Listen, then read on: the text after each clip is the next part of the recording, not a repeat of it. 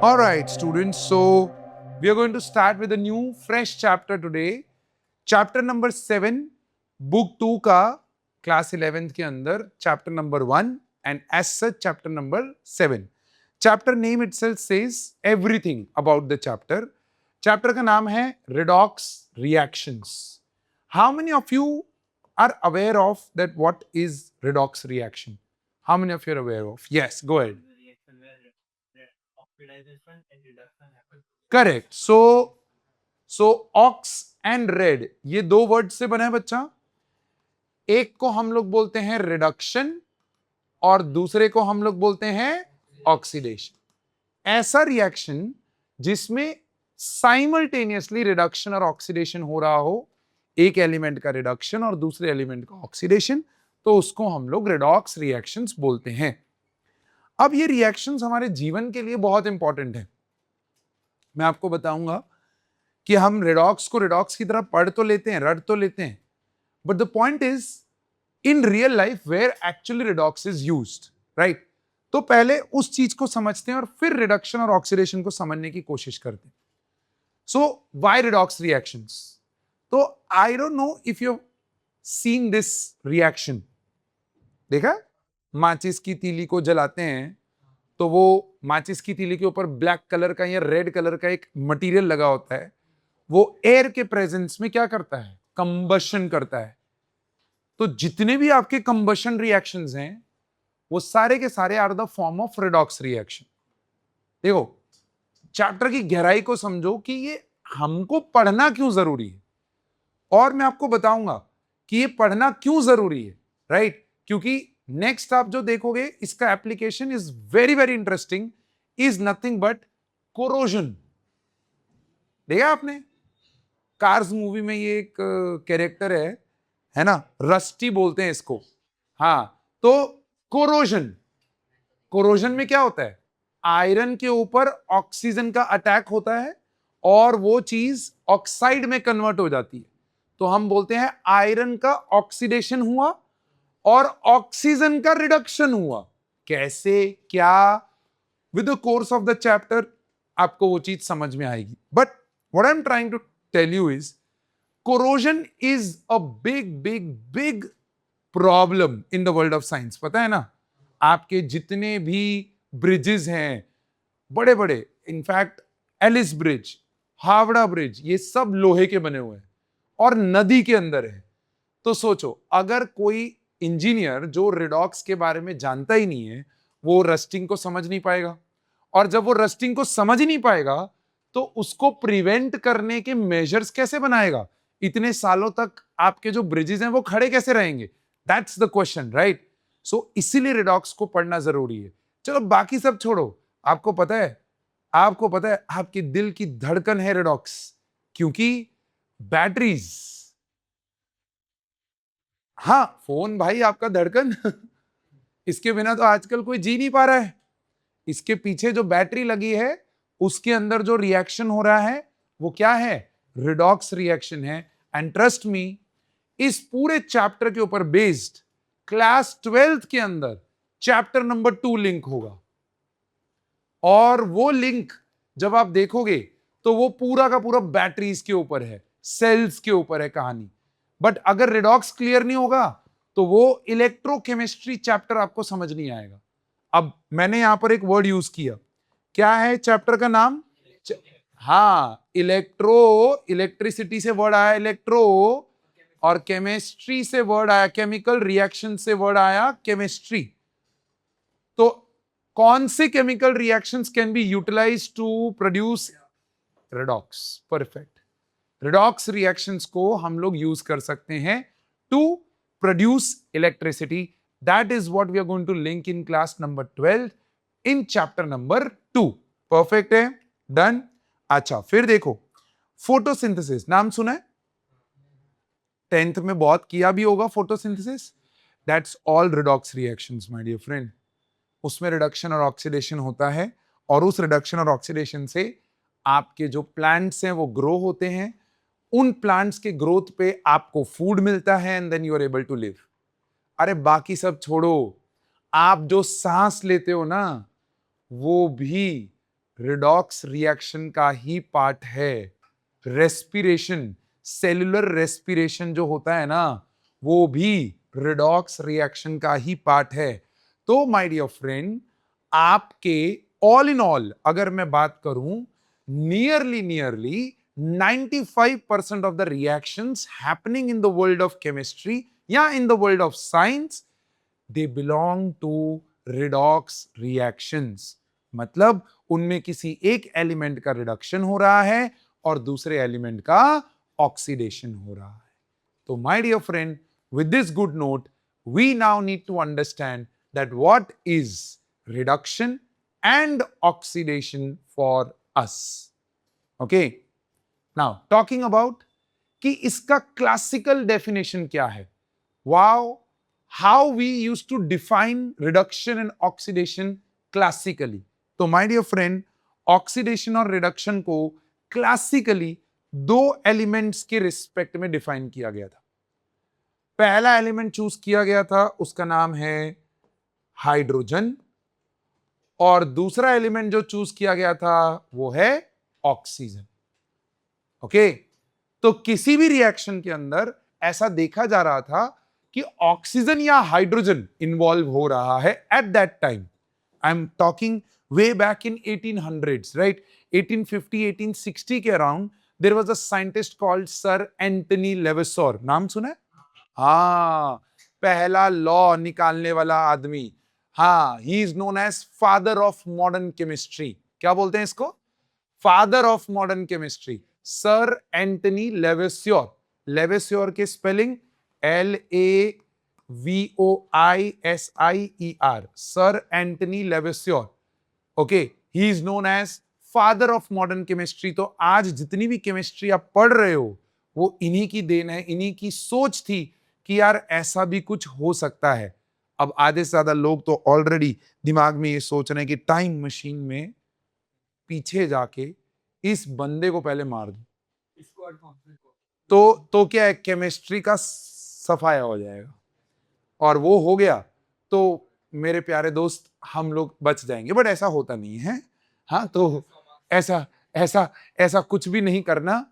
Don't put your energy into all these things. Okay, so hydrogen and oxygen, these are the two elements जिसके basis पे first and the foremost definition लाया गया about redox, and the definition goes something like this कि अगर किसी भी chemical reaction के अंदर एक एलिमेंट पे एडिशन ऑफ ऑक्सीजन हो रहा है या फिर किसी भी रिएक्शन के अंदर रिमूवल ऑफ ऑक्सीजन हो रहा है, तो एडिशन ऑफ ऑक्सीजन को क्या बोला गया? Oxidation in terms of oxygen, and removal of oxygen को क्या बोला गया? Reduction in terms of oxygen. ऐसे ही जब हम हाइड्रोजन के टर्म्स में देखेंगे तो removal of hydrogen from a species in a chemical reaction is known as oxidation, and addition of hydrogen to a species is known as reduction. Definition समझ में आ रही है? क्लासिकल कॉन्सेप्ट जो आज की डेट में हम ज्यादा यूज नहीं करते हैं, तो मैं इस पे ज्यादा टाइम डालूंगा भी नहीं, बट हाँ, आपको स्टार्ट करना है चैप्टर का लिखना, redox reactions, reactions in which reduction and oxidation happen simultaneously. Redox reactions, reactions in which reduction and oxidation happens simultaneously. Then you need to divide your page into two parts. Divide your page into two parts. एक side पे oxidation लिखो, दूसरी side पे reduction लिखो, और ऊपर heading डालो classical concept based on hydrogen and oxygen. Classical concept based on hydrogen and oxygen. And then you need to write down this definition that has been given on the board with one example each. अब अगर आप इस example में देखोगे तो देखो, इस example में कार्बन पे ऑक्सीजन का एडिशन हो रहा है, फाइनली दिख रहा है ना? तो मेरे प्यारे दोस्त, कार्बन का क्या हो रहा है? ऑक्सीडेशन हो रहा है।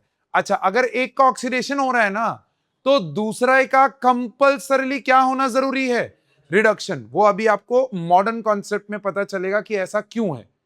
बट यहां पर कार्बन का ऑक्सीडेशन हो रहा है तो ऑक्सीजन का क्या हो रहा है, रिडक्शन हो रहा है।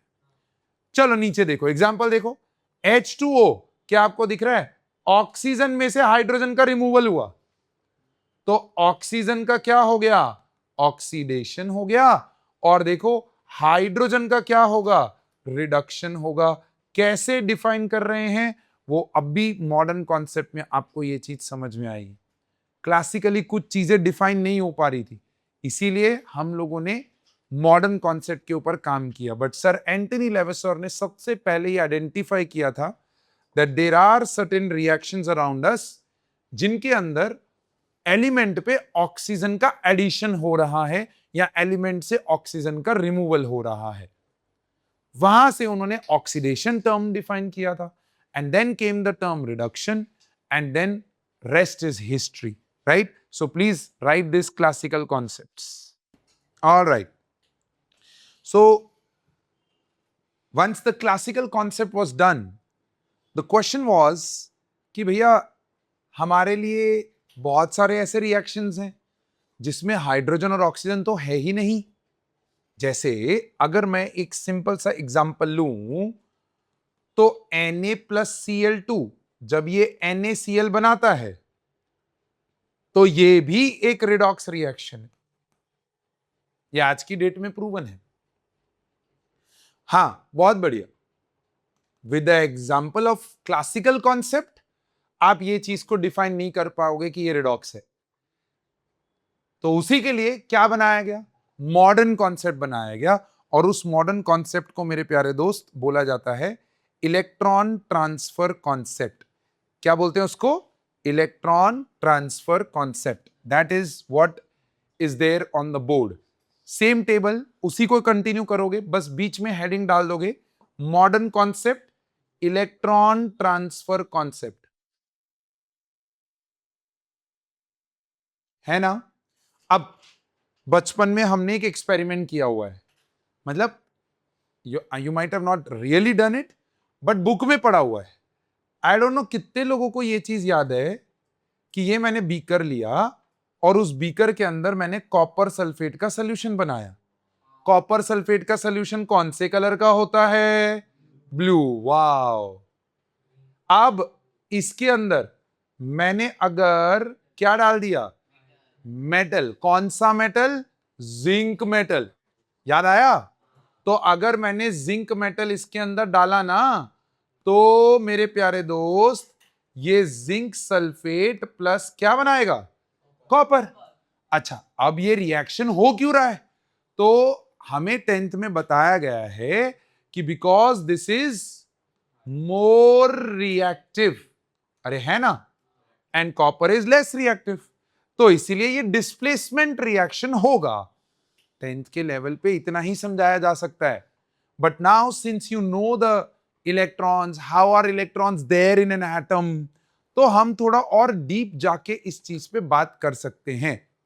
तो अगर आप देखो तो क्या ये जिंक इस वक्त न्यूट्रल है, बोलो हाँ कि ना। अगर ये न्यूट्रल है तो इसके ऊपर चार्ज क्या होगा, मैं चार्ज की बात कर रहा हूं, ठीक है, ध्यान देना, चार्ज क्या होगा, 0, न्यूट्रल है। लेकिन यहां पर देखो, क्या कॉपर में सल्फेट जो है उसके ऊपर -2 चार्ज होता है। Sulphate is SO4 2- poly atomic anion है जो आपने 9th में पढ़ा हुआ है। अब अगर ये -2 के साथ कॉपर का एक एटम लगा हुआ है तो हमें ये रिएक्शन बता रहा है कि कॉपर पे होना हो कैसा चार्ज है, +2 चार्ज। अब जब ये रिएक्शन खत्म हुआ तो मुझे दिख रहा है कि जिंक अब +2 हो चुका है और कॉपर के ऊपर चार्ज क्या हो गया है, 0। तो इस चीज का एक पॉसिबल मैकेनिज्म सोचा गया कि अच्छा इस रिएक्शन में हो क्या रहा होगा। तो उस पॉसिबल मैकेनिज्म के अंदर साइंटिस्ट लोगों ने यह बताया हमको कि देखो भैया आपका जो जिंक है ना ये फ्री बैठा हुआ था, कोई दिक्कत नहीं थी, लेकिन इसको जैसे ही कॉपर सल्फेट का एनवायरनमेंट मिला तो ये एक्साइट हो गया और एक्साइट होके ये अपने +2 आयंस में गया और 2 इलेक्ट्रॉन रिलीज कर दिया।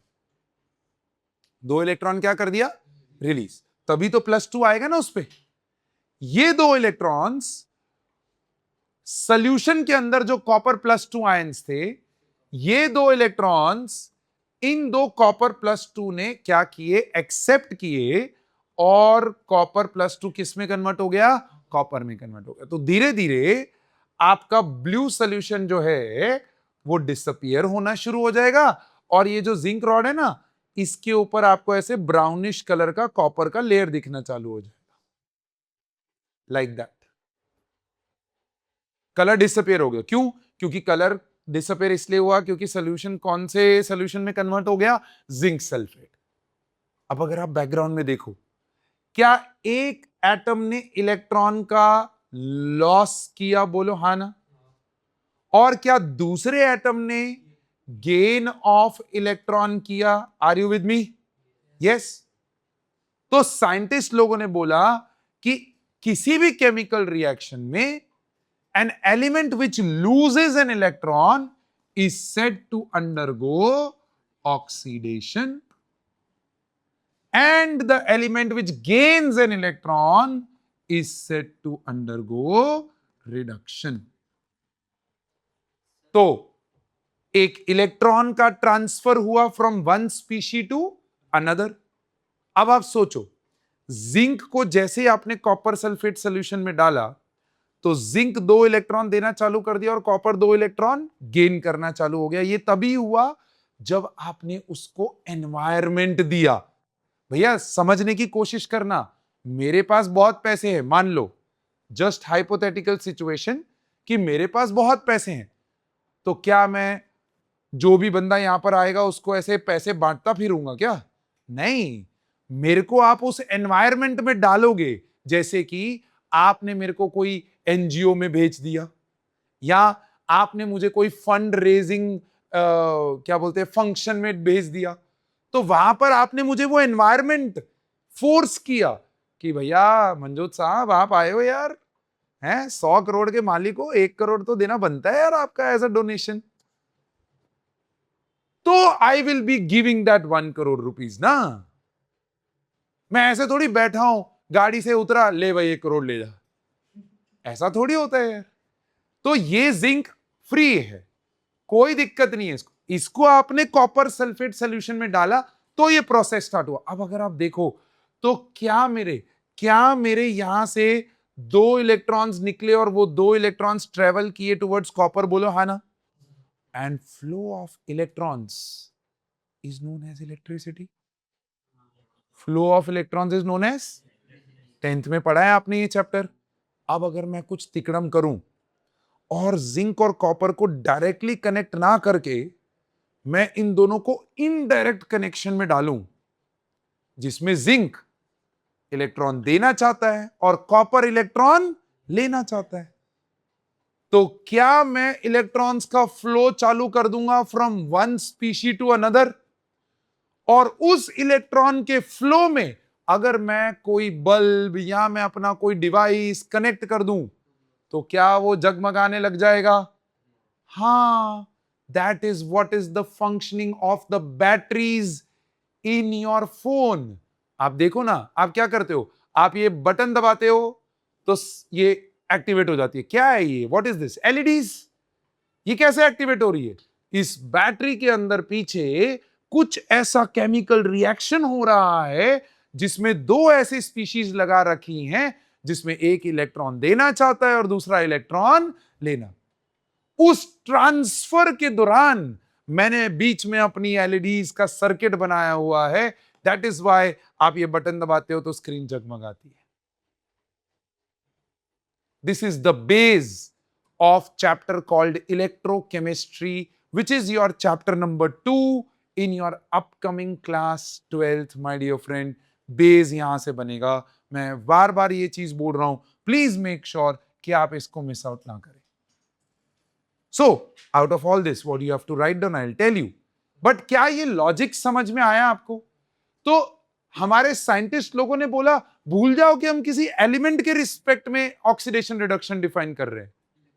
इलेक्ट्रॉन के रिस्पेक्ट में कर दो ना। क्यों? क्योंकि यार किसी भी रिएक्शन में इलेक्ट्रॉन से ही तो बॉन्ड्स बनते हैं। तो जब बॉन्ड्स इलेक्ट्रॉन से बन रहे हैं तो क्यों ना हम रिडक्शन और ऑक्सीडेशन उसी के बेसिस पे डिफाइन कर दें। तो फाइनली उन्होंने क्या किया, उन्होंने डेफिनेशन दिया मॉडर्न कॉन्सेप्ट का समथिंग लाइक दिस। उन्होंने बोला process of loss of electron by an atom or group of atoms is known as oxidation and gain of electron is known as reduction. इसको याद करने का तरीका, Leo the lion says girl. हाँ, lion complete करने के लिए आ रहा है हमारे लिए capital. Loss of electron oxidation, gain of electron reduction. अच्छा, इसको और भी दूसरा तरीका है which is whichever way you like। मैं आपको दोनों तरीके बता रहा हूं। दोनों तरीकों में oil rig, oxidation is loss of electron, reduction is gain of electron. दोनों में से जो भी एक आपको याद रह रहा है, कोई एक ही याद करना, दोनों में कंफ्यूज मत रहना। whichever that you have to write in your notebook, दोनों नहीं लिखने हैं, कोई एक जो आपको अच्छी लगी। Leo the lion says girl समझ में आ रहा है तो वो लिख लो, ऑयल रिग समझ में आ रहा है तो वो लिख लो। लेकिन मैक्सिमम स्टूडेंट्स में आपको बता रहा हूं बेसिक्स में यहां कंफ्यूज हो जाते हैं कि लॉस में ऑक्सीडेशन था कि लॉस में रिडक्शन था।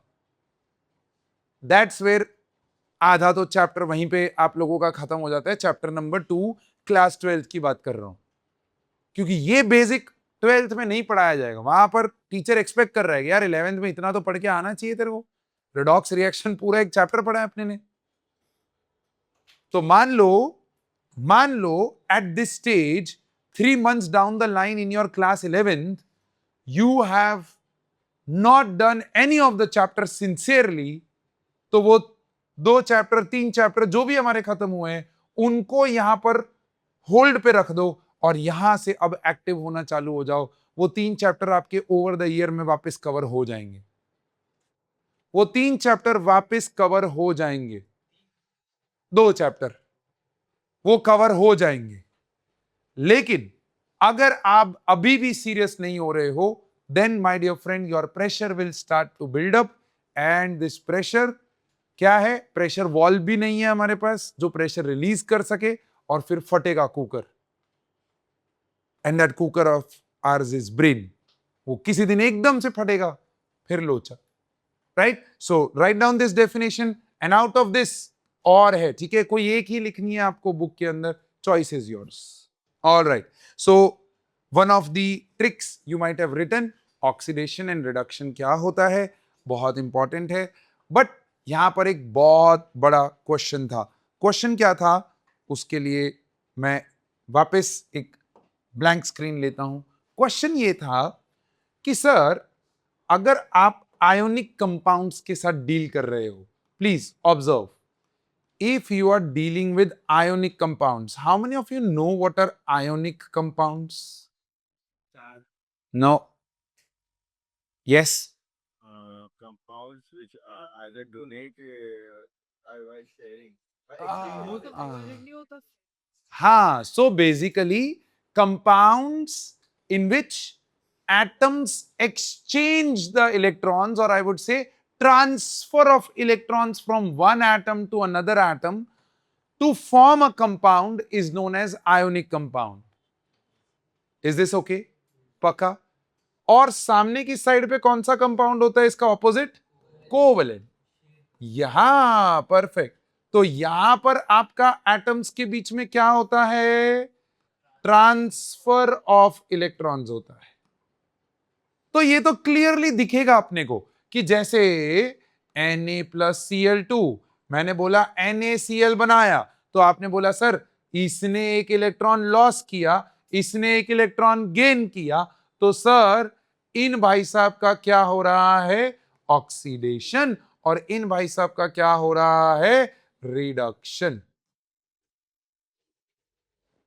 क्योंकि इसने गेन किया, इसने लॉस किया। ऐसे ही जिंक प्लस कॉपर सल्फेट, तो कॉपर सल्फेट अगेन एक आयनिक कंपाउंड है। तो हो क्या रहा है? zinc plus copper plus 2 going to zinc plus 2 plus copper. अरे है ना, तो दिख रहा है जिंक भाई साहब का क्या हुआ, ऑक्सीडेशन लॉस हुआ ना यहां पर, और ये भाई साहब का क्या हुआ, रिडक्शन, क्योंकि यहां पर गेन हुआ। तो आयोनिक कंपाउंड्स में ना, क्योंकि ट्रांसफर ऑफ इलेक्ट्रॉन्स हो रहा है, तो कोई दिक्कत नहीं था, क्लियर कट दिख जाता है कि अच्छा एक किसने दिया और किसने लिया। एंड 99% केसेस में आपका मेटल देता है और नॉन मेटल लेता है, because non metal have the tendency to gain electron and metals have the tendency to lose it. अरे होता है ना, बट नहीं, बट सीन कहां हुआ, सीन कहां हुआ, एक्सेप्शन, केमिस्ट्री आती है, एक्सेप्शन पहले दिमाग में घुसता है। हाँ, that exception is covalent compounds में हम कैसे डिफाइन करें कि कौन इलेक्ट्रॉन दे रहा है और कौन इलेक्ट्रॉन ले रहा है। जैसे मैंने बोला H2 प्लस Cl2, इन दोनों ने मिलके HCl करके कंपाउंड बनाया। अच्छा, बैलेंसिंग करोगे तो ट्वाइस आएगा। अब मेरे प्यारे दोस्त, ये जो कंपाउंड बना वो तो कोवेलेंट हुआ। अब जब ये कोवेलेंट हुआ तो कैसे पता चलेगा कि किसने लॉस किया और किसने गेन किया? तो बच्चा बोलता है सर इतना तो आता है सर कि हाइड्रोजन ने दिया और क्लोरीन ने यहां पर लिया, बट भैया देन लेन का तो हुआ ही नहीं ना सीन, यहां पर तो एक्चुअली शेयरिंग हुआ है ना। ऐसा कोई डायग्राम आपने 10th में देखा हुआ है, इसको हम लुईस डॉट स्ट्रक्चर्स बोलते हैं, याद आया? हाँ, तो ये तो शेयरिंग हुआ, आपके इलेक्ट्रॉन के पेयर्स यहां बैठे हुए हैं। अब किस पे नेगेटिव किस पे पॉजिटिव, यहां तो क्लियर था, वहां क्लियर नहीं है, तो यहां पर देयर वाज अ नीड, है ये रिडॉक्स रिएक्शन, बट कैसे इसको आइडेंटिफाई करें या कैसे बच्चों के दिमाग में इसको इजी करें? तो माय डियर फ्रेंड, आपको ये चीज समझनी है कि ये बहुत बहुत बहुत इंपॉर्टेंट है कि आपको ऑक्सीडेशन स्टेट करके एक चीज समझनी है। जैसे ये पार्ट समझ में आएगा तो कोवेलेंट कंपाउंड्स में चार्ज निकालने का तरीका आ जाएगा। अब ऑक्सीडेशन स्टेट होता क्या है, पहले ये टर्म को समझो, what is oxidation state? So oxidation state is the next heading that you will put after this. And why is this basically produced? Why is this topic there? It is there to identify redox reactions in covalent compounds. तो पहले heading डालोगे oxidation state और उसके अंदर definition डाल दोगे जो आपकी स्क्रीन पे इस वक्त प्रोजेक्ट हो रही है, and that is nothing but it is defined as the charge, ध्यान देना, the charge that an atom of the element has in its ion in the ionic compound, or it appears to have when present in combined state with other atoms. अब बच्चा बोलता है sir ionic compound में समझ में आ गया, ये +1 ये -1, सर आप HCl में कैसे बता रहे हो कि किस पे प्लस है किस पे माइनस है? तो माय डियर फ्रेंड, यहां पर आपको एक छोटू सा कॉन्सेप्ट समझा रहा हूं, and that concept is concept of electronegativity. Let me explain you this concept in a very brief manner. Chapter number 3 में हम ये दोबारा से पढ़ेंगे, कोई दिक्कत नहीं है, लेकिन अभी के लिए इसकी रिक्वायरमेंट है तो इसको समझना जरूरी। तो मानो कि ये मेरे दो हाथ हैं, ठीक है, ये दो हाथ के बीच में ये ब्लैक कलर का बॉन्ड है, okay, so now I am pulling, right, so I am trying to pull this shared pair of electron, my this hand is trying to pull over here, my this hand is trying to pull over here. बताओ किस side पे ये bond जा रहा है, किस side पे ये पेयर जा रहा है, कहां जा रहा है? नहीं जा रहा है, कहीं पे भी नहीं जा रहा है, राइट, कहीं पे भी नहीं जा रहा है। लेकिन इमेजिन करो कि यहां पर कोई एक तगड़ा बंदा है, ठीक है, और यहां पर मैं हूं, अब ये शेयर्ड पेन किसके पास ज्यादा रहेगा? रहेगा तो दोनों में शेयर्ड ही, लेकिन किसके पास ज्यादा रहेगा? जिसके पास तगड़ा है, राइट? जिसकी पावर ज्यादा है, right? So if there is a person who is more stronger to me, he will pull the pair towards itself. लेकिन क्या वो पेयर पूरा का पूरा ट्रांसफर हो चुका होगा? नहीं, वो शेयर्ड ही है, लेकिन it is more directed towards what my dear friend, the stronger person. अब वो स्ट्रॉन्गनेस हमारे केमिस्ट्री में कैसे डिफाइन होती है? तो हमारे केमिस्ट्री में वो स्ट्रॉन्गनेस डिफाइन होती है with a word called effective nuclear charge. याद आया? ऐसा कुछ वर्ड पढ़ा था अपने ने, इफेक्टिव न्यूक्लियर चार्ज, जिसको ZF ऐसा करके मैंने बोला था। सो ZF, Z was the nuclear charge, but जब मैं लास्ट वाले बच्चे को अपनी तरफ खींचने की कोशिश कर रहा हूं तो बीच वाले बच्चे उसको रिपेल करेंगे, शील्डिंग। याद आया? That shielding will decrease the force of attraction, will decrease the force of attraction. Yes और नो? परफेक्ट है। तो वो decrease the force of attraction जब होगा तो वो इफेक्टिव न्यूक्लियर चार्ज बनेगा। क्या बनेगा वो? Effective nuclear charge. अब मैं उसको खींच रहा हूं विद 10 न्यूटन फोर्स, लेकिन बीच में 3 न्यूटन का रिपल्सिव फोर्स है, तो एक्चुअली में वैलेंस शेल पे इफेक्टिवली कितना चार्ज लग रहा है? 7 newton. That is known as effective nuclear charge. And for now effective nuclear charge increases with increase in number of protons। अभी के लिए आप ये रजिस्टर कर सकते हो, चैप्टर नंबर 3 जैसे ही होगा तो आपको ये इफेक्टिव न्यूक्लियर चार्ज कौन से एलिमेंट का ज्यादा है, कौन से एलिमेंट का कम है, वो लिंक हो जाएगा। अभी के लिए वो रिक्वायर्ड नहीं है। बट यहां पर ये 1 प्रोटॉन है, बोलो हाँ ना? यहां पर ये 17 प्रोटॉन है, तो ऑब्वियसली क्लोरीन का इफेक्टिव न्यूक्लियर चार्ज क्या होगा? ज्यादा। तो ये मेरे प्यारे बच्चों मोर इलेक्ट्रोनेगेटिव होगा। क्या होगा ये? More electronegative. And the one which is more electronegative will pull the shared pair of electron towards itself। तो एक्चुअली में ये हाइड्रोजन और क्लोरीन में जब बॉन्ड बना तो आपकी इलेक्ट्रॉन्स की डेंसिटी यहां कहीं पे बीच में होनी चाहिए थी, बट हुआ यूं कि हाइड्रोजन और क्लोरीन में जब बॉन्ड बना तो डेंसिटी ज्यादा क्लोरीन की तरफ पुल हो गई। क्यों? बिकॉज वो ज्यादा तगड़ा था, और वो तगड़ापन हमारी केमिस्ट्री में डिफाइन किया जाता है as electronegativity, right? So you have written the heading as oxidation number, yes or no? You have written the definition। उस डेफिनेशन में 2 या 3 लाइन अगर नहीं लिख पाए हो तो छोड़ दो, और उसके नीचे जाके लिखो electronegativity. What is electronegativity? It is the power of an atom, ability of an atom to pull the shared pair of electron, ability of an atom to pull the shared pair of electron towards itself, to pull the shared pair of electron towards itself is known as electronegativity। It is the ability of an atom to pull the shared pair of electron towards itself, obviously in a covalent bond, because sharing covalent में ही होता है, बोले हाँ ना? फिर उसके नीचे just अभी के लिए एक नोट बना के रखो, Frontal। What is this Frontal?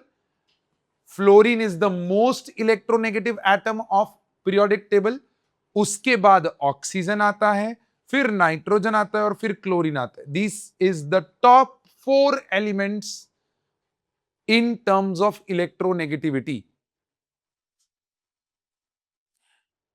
दूसरा एक नोट यहां पर आपको बनाना है कि metals have very less electronegativity, क्योंकि भैया मेटल्स जो हैं वो तो इलेक्ट्रॉन देना चाहते हैं, खुशी खुशी देना चाहते हैं।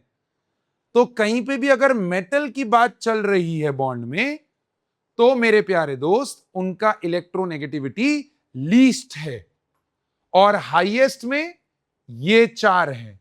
ये सब कुछ लिंक हो जाएगा, अभी के लिए टेंशन बिल्कुल नहीं लेना है, जितना बोल रहा हूं उतना खाली नोट डाउन कर लो। परफेक्ट है, डन है।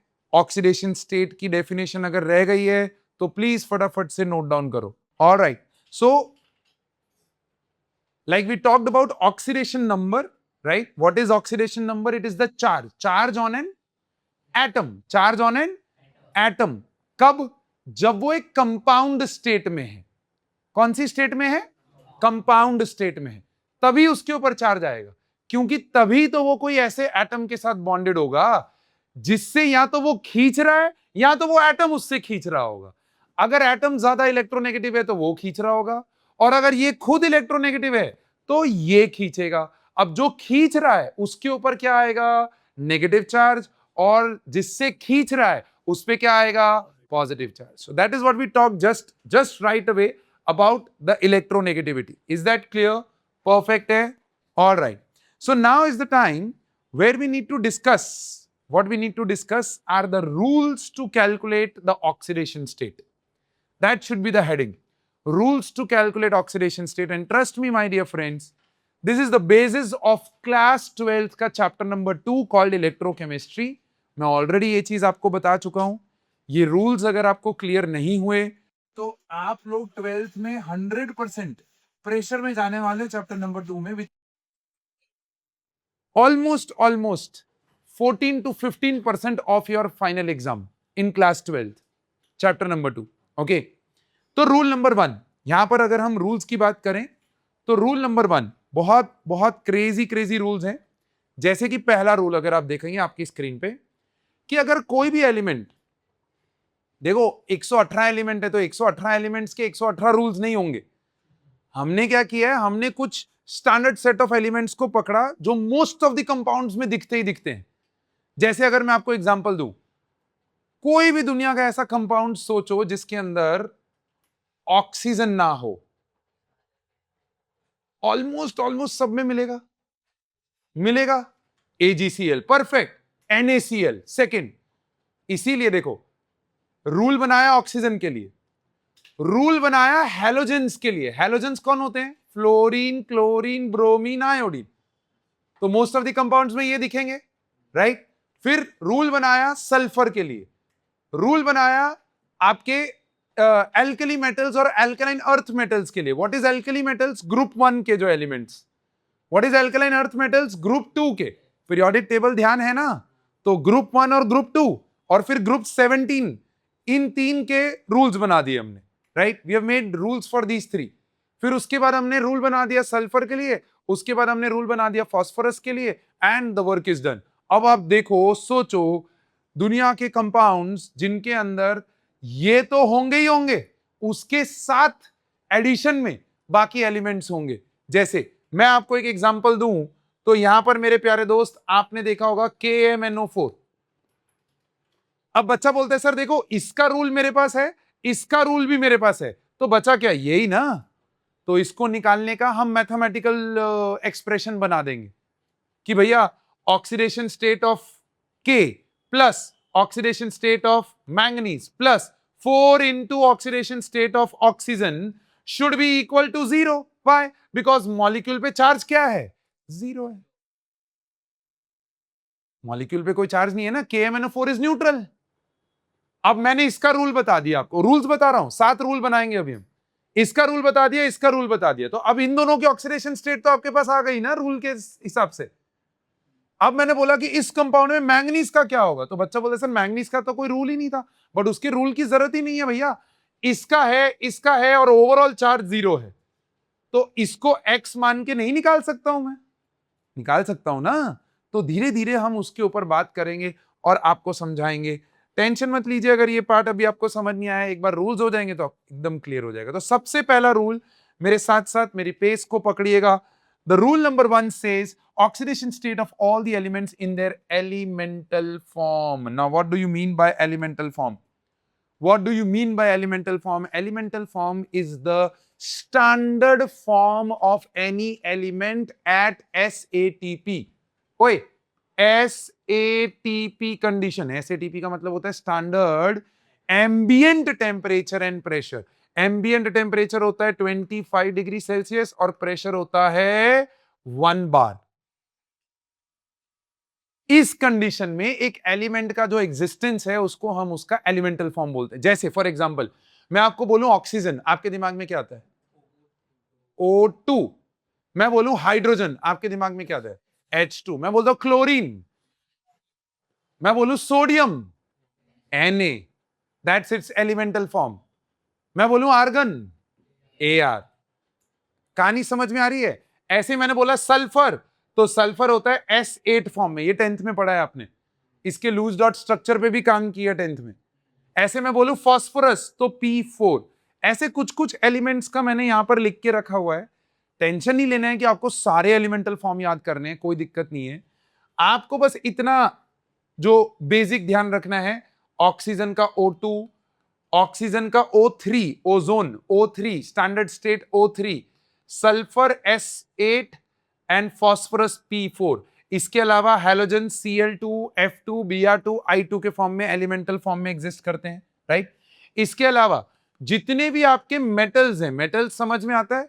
Iron, chromium, manganese, sodium, potassium, magnesium, ये सब जितने भी मेटल्स हैं वो सब के सब मोनो एटॉमिक फॉर्म। अच्छा, कितने लोगों को ये वर्ड समझ नहीं आया?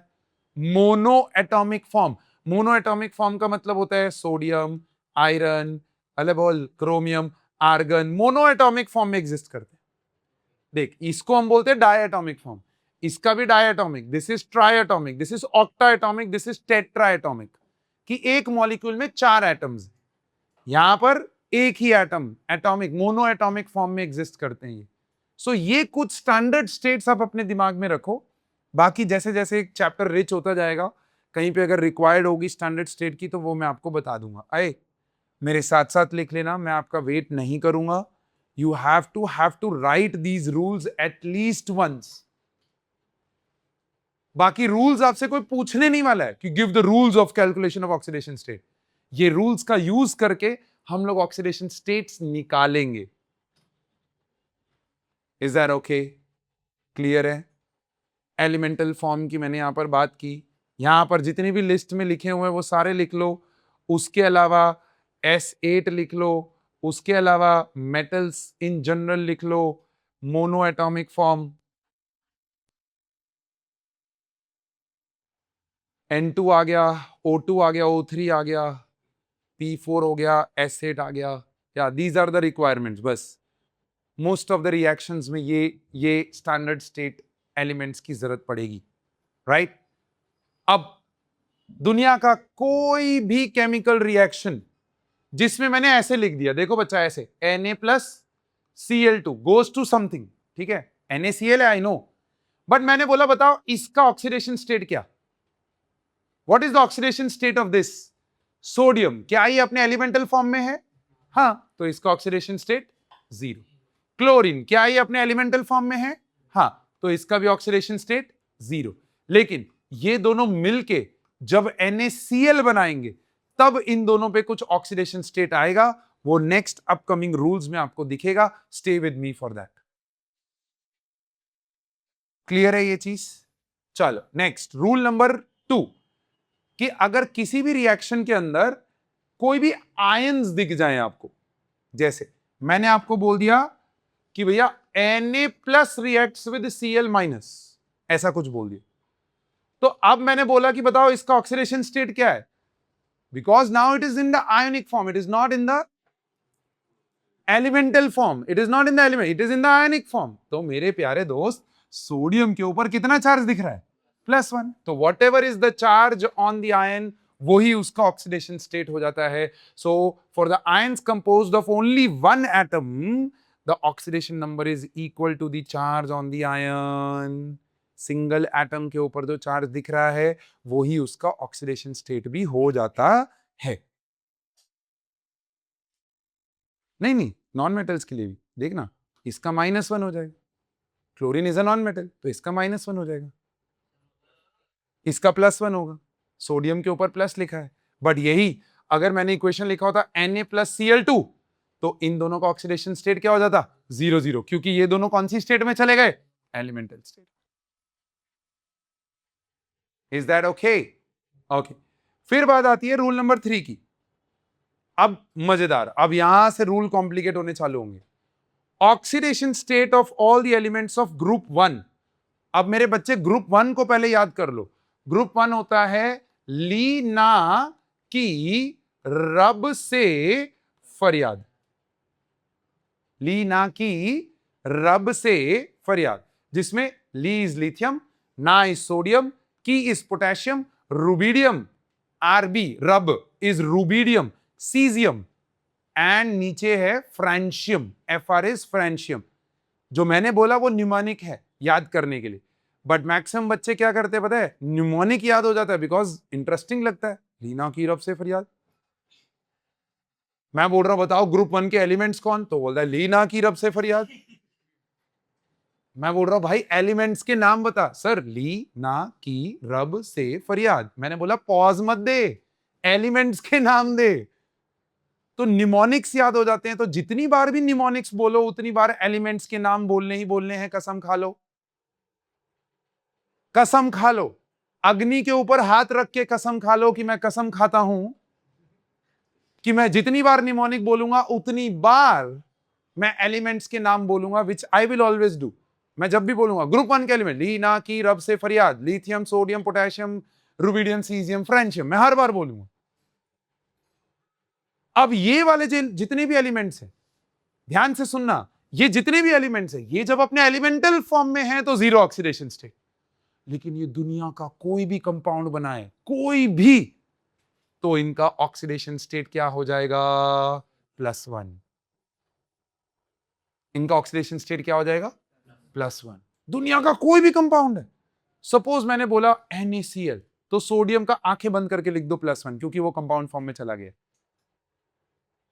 कोई भी, मैंने बोला दुनिया में Na2SO4 बनाया मैंने, तो सोडियम का अभी भी क्या है, +1 है। ऐसे 2 सोडियम है जिनके ऊपर +1 है, ये उसकी एटॉमिसिटी हुई, उसका ऑक्सीडेशन स्टेट नहीं हुआ।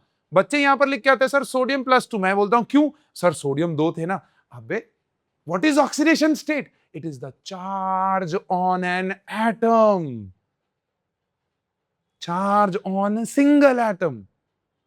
अब ऐसे एक कंपाउंड में एक ही पर्टिकुलर एलिमेंट के 2 या 2 से ज्यादा एटम्स हो सकते हैं, लेकिन उनके ऊपर चार्ज इंडिविजुअली काउंट होता है। आप हैं मेरे साथ, यहां तक हैं, क्लैरिटी हुई? तो अगर कोई पूछे सोडियम का ना, +2 नहीं है, +1 है, ऐसे 2 सोडियम है +1 वाले, और क्योंकि ऐसे 2 सोडियम में +1 वाले, तो जब ये +1 वाले सोडियम यहां से निकलेंगे तो सल्फेट पे कैसा चार्ज आएगा, -2, क्योंकि +1 वाले 2 जुड़े हुए थे, तो सल्फेट पे -2 रहा होगा, तभी तो 2 प्लस उसके साथ जुड़े उसको न्यूट्रलाइज करने के लिए। ये अगेन 9th में आप पढ़ चुके हो, वो क्रॉस मल्टीप्लीकेशन वाला, याद आया, कंपाउंड्स बनाने के लिए। तो ये है कहानी मेरे दोस्त, ये है कहानी। दुनिया का कोई भी ऑक्सीडेशन स्टेट, दुनिया का कोई भी एलिमेंट, कोई भी एलिमेंट, अगर आप ग्रुप 1 एलिमेंट्स की बात करो तो ग्रुप 1 एलिमेंट्स में मेरे प्यारे दोस्त उनका ऑक्सीडेशन स्टेट +1 होगा अगर वो कोई भी कंपाउंड में है, in any of the compounds. Is that clear? क्या आप मेरे साथ हो यहां तक? लिखो फटाफट से। So now the question is कि सर ये +1 क्यों है इनके ऊपर चार्ज? उसका कारण बताता हूं। उसका कारण इसका इलेक्ट्रॉनिक कॉन्फ़िगरेशन में छुपा हुआ है। बच्चा बोलता है हे प्रभु, हे जगन्नाथ, ये क्या है? कॉन्फ़िगरेशन हर जगह पे आएगी, और मैं आपको पहले ही बोल चुका हूं चैप्टर नंबर 2 में कि कॉन्फ़िगरेशन पे अपनी ताकत बढ़ाओ भाई, जितना प्रैक्टिस करोगे उतना कम लगेगा।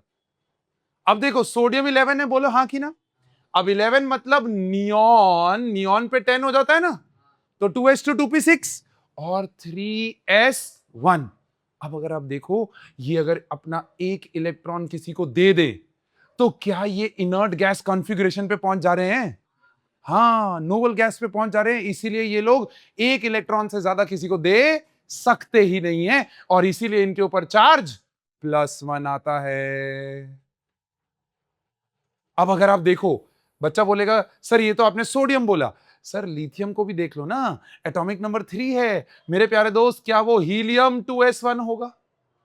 क्या नीचे वाला नियॉन 3s1 था? अरे भाई 19 पे क्या ये आर्गन 4s1 होगा? ऐसे नीचे जाओगे तो ये 5s1 आएगा, 6s1 आएगा और 7s1 आएगा। कॉन्फ़िगरेशन ऐसे ही चलती है इन अ ग्रुप कि वैलेंस इलेक्ट्रॉन सेम रह रहे। देखो वैलेंस इलेक्ट्रॉन सेम रह रहे, खाली चेंज क्या हो रहा है? वैलेंस शेल चेंज हो रहा है।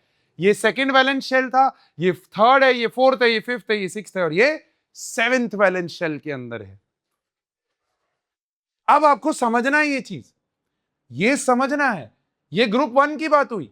अब देखो, ऐसे ही मैं ग्रुप 2 ले रहा हूं बाबा, ऐसे ही मैं ग्रुप 2 ले रहा हूं। ग्रुप 2 के अंदर ऑक्सीडेशन स्टेट सारे एलिमेंट्स का +2 हो जाता है इन ऑल देयर कंपाउंड्स। क्यों? देखो, क्योंकि बेटा मांगे कार स्कूटर बाप राजी, these are the elements, mnemonics. बेटा इज बेरिलियम, मांगे is magnesium, car is calcium, strontium, scooter is strontium, बाप इज बेरियम। प्लीज घर पे जाके पिताजी को इस नाम से नहीं बुलाना है, लेकिन यहां पर निमोनिक है कि बेटा मांगे कार स्कूटर बाप राजी। ये धीरे धीरे पीरियोडिक टेबल याद होगा, एकदम से अपने ऊपर स्ट्रेस मत ले लो, लेकिन हैबिट डालो कि रोज उठ के एटलीस्ट एक ग्रुप याद करना है, एटलीस्ट एक ग्रुप। ऐसे कितने ग्रुप्स हैं पीरियोडिक टेबल में? 18। रोज उठ के अगर एक ग्रुप, रोज एक ग्रुप खाली 7 एलिमेंट्स, कितनी देर लगती है? 10 मिनट। 18 दिन में आपका पीरियोडिक टेबल याद हो जाएगा। 18 डेज ओनली। मैं तो उसमें बोल रहा हूं 18 इंटू 2 कर लो, 36 डेज ले लो। लेकिन 37वें दिन जब मैं आपको पूछ रहा हूं कि यार ग्रुप 1 के एलिमेंट्स, और वहां आप हैं, ये क्या पूछ लिया? ऐसे नहीं होना चाहिए। Is that okay? हाँ, सो अभी इधर देखो, ओए बेरिलियम एटॉमिक नंबर 4 होता है, क्या इसका कॉन्फ़िगरेशन हीलियम 2s2 होगा? देखो, क्या ये लोग 2 इलेक्ट्रॉन निकालेंगे? जब भी निकालेंगे 2 निकालेंगे। ये एक पे निकाल के रुकेंगे नहीं, क्योंकि एक पे निकाल के तो अनस्टेबल हो जाएंगे। ये 2 निकालेंगे, ये बोलेंगे भाई 2 लेके जाओ, नहीं तो मैं एक भी नहीं दूंगा। अब जैसे ही 2 देगा, क्या ये इनर्ट गैस पे आ गया? अरे बोल। इसीलिए देखो इनका ऑक्सीडेशन स्टेट क्या है? +2। All there compounds +2। किसी भी कंपाउंड में मैग्नीशियम दिख गया, बेरिलियम दिख गया, स्ट्रॉन्शियम दिख गया, आंखें बंद करके उनका ऑक्सीडेशन स्टेट +2 कर दो। रूल समझ में आ रहा है? अब ये रूल्स के मुताबिक आपके साथ खेल होने वाला है, so stay very very very attentive in the class. Yes. नहीं, अरे वो रूल अलग हो गया है। क्या बोल रहा हूं मैं? All there compounds. हाँ, ऐसे लेट्स से MgSO4 चुपचाप +2 है भाई, ये SO4 का -2 परफेक्ट है। हाँ, तो टोटल ऑक्सीडेशन स्टेट तो 0 है, इसीलिए तो MgSO4 न्यूट्रल है। आया मजा? यही है कहानी ऑक्सीडेशन स्टेट की, मेरी जुबानी है भैया। बाबा ध्यान दो। अब ग्रुप 13 में aluminium is the compound which in all its compounds, element, aluminium is the element, sorry not compound, aluminium is the element which all its compounds it is going to be +3। इसके group का complication है, वो समय आने पे जिधर मुझे देना है वो मुझे पता है। अभी के लिए रूल में एल्यूमिनियम ग्रुप 1 ग्रुप 2 सारे एलिमेंट्स ऑल देयर कंपाउंड्स +2, लेकिन aluminium +3 all its compounds. Aluminium कहीं भी दिखेगा, आंखें बंद करके उसको +3 कर दो। अब सोचो, दिमाग लगाना। अब मैं आपको एक खेल खिलाने जा रहा हूं, यहां पर खेल देखो। मैंने बोला AlCl3 में क्लोरीन का ऑक्सीडेशन स्टेट निकाल दो। बच्चा बोलता है सर कितना सिंपल हो गया ये तो, मेरे पास एल्यूमिनियम का रूल है, इन all its compounds aluminium is +3, तो सर इसको +3 कर दिया, क्लोरीन के एक एटम को X मान लिया, एक एटम को क्या मान लिया, तो क्या मैं लिख सकता हूं +3 times of X, because 3 atom थे क्लोरीन के, ये दोनों मिला के शुड बी इक्वल टू 0, क्योंकि AlCl3 पे कोई चार्ज नहीं है। अब देखो क्या मैं लिख सकता हूं 3 + 3x इज इक्वल्स टू 0, क्या 3x इज इक्वल्स टू -3, क्या x की वैल्यू, तो एक का रूल पता है तो दूसरे का ऑक्सीडेशन स्टेट आप निकाल सकते हो यूजिंग दिस x वाला फॉर्मूला। क्या आप मेरे साथ हो, क्या आप मेरे साथ हो यहां तक? बहुत सिंपल, आसान है, कुछ भी दिक्कत यहां पर होनी नहीं चाहिए। Rule is for you, rule number 3 बहुत बहुत बहुत इंपॉर्टेंट है, प्लीज अच्छे से लिखो। Alright, next set of rules. अब देखो मोस्ट एक्टिव मेटल्स के ऊपर हमने रूल्स बना लिए, group 1 most active, group 2 most active, aluminium most active, metals का रूल खत्म हुआ। अब हम बात करते हैं एक बड़े इंटरेस्टिंग एलिमेंट की जिसका नाम है हाइड्रोजन। जिसका क्या नाम है? Hydrogen. Hydrogen in most of its compounds it is +1। हां, ऑल कंपाउंड्स नहीं बोला, क्या बोला मैंने? मोस्ट। एक ही एक्सेप्शन है, एक ही एक्सेप्शन, कब भैया? जब ये मेटल्स के साथ जुड़ा हो, क्योंकि मेटल्स का अभी अभी हम पढ़ के आए हैं, या तो +1 होता है या +2 होता है या प्लस, तो हाइड्रोजन जब जब इन मेटल्स के साथ जुड़ा होगा तब तब उसकी ऑक्सीडेशन स्टेट क्या हो जाएगी? -1 हो जाएगी। जब जब मेटल्स के साथ जुड़ा होगा तब तब उसकी ऑक्सीडेशन स्टेट -1 हो जाएगी। और बच्चा ये मेटल्स का नाम देखो यहां पर लिखा है, इन मेटल का हाइड्रोजन के साथ जो कंपाउंड होता है ना उसको हम बोलते हैं मेटल हाइड्राइड्स। जैसे NaH को बोलूंगा सोडियम हाइड्राइड, MgH2 को बोलूंगा मैग्नीशियम हाइड्राइड, जैसे NaCl को हम क्या बोलते हैं? सोडियम क्लोराइड, मेटल हैलाइड, वैसे ही मेटल हाइड्राइड। ये नाम बहुत बार यूज होगा आपके कॉम्पिटिटिव एग्जाम्स के मॉड्यूल्स के अंदर, आपके बोर्ड के मॉड्यूल्स के अंदर ये नाम डायरेक्टली यूज होता है क्वेश्चंस में, और बच्चे को याद नहीं आता कि हाइड्राइड वर्ड यूज कर दिया तो उसमें क्या आएगा। Is this clear? डन है? कहानी मजेदार। फिर आता है हमारा most dangerous element, most dangerous element oxygen. Almost हर एक कंपाउंड में दिखता ही ऑलमोस्ट। उसका रूल है again, oxidation state of oxygen in most of the compounds it is -2। तो मतलब कहीं ना कहीं कुछ ना कुछ क्या है? एक्सेप्शंस है। इसके 3 से 4 एक्सेप्शंस हैं। उन एक्सेप्शंस को पहले मैं यहां पर समझाऊंगा और फिर यहां पर वो रूल आपके लिए लेके आऊंगा एक्सेप्शंस का। पहले समझो, पहले आराम से समझो कि -2 तो है, मोस्ट ऑफ दी जगह पे वो -2 दिखेगा, लेकिन उसके साथ साथ इसके एक्सेप्शंस क्या है, लेट्स अंडरस्टैंड। तो यहां पर है सबसे पहला एक्सेप्शन जो हमने आपको इलेक्ट्रोनेगेटिविटी में ही बता दिया था कि टॉप 4 एलिमेंट्स अपनी इलेक्ट्रोनेगेटिविटी के ऑर्डर में, टॉप 4 एलिमेंट्स फॉन्कल से याद रखे जाते हैं। याद आया? लास्ट क्लास में हमने ये बताया था आपको, फॉन्कल, थोड़ी देर पहले ही अभी बात की थी। फॉन्कल, फ्लोरीन, ऑक्सीजन, नाइट्रोजन, क्लोरीन। अब देखो oxygen second most electronegative atom है,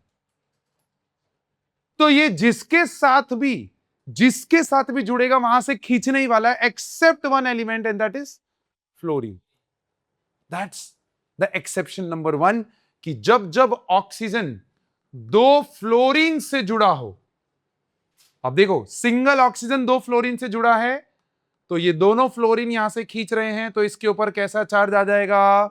+2। -1 इधर से खींचा, -1 इधर से खींचा, तो टोटल ऑक्सीजन पे कितना चार्ज आ गया? +2। इसको हम लोग बोलते हैं ऑक्सीजन डाइफ्लोराइड। फिर एक कंपाउंड आता है उसको हम बोलते हैं O2F2, डाई ऑक्सीजन डाइफ्लोराइड। उसके अंदर O, O, F and F। This is how the structure looks like.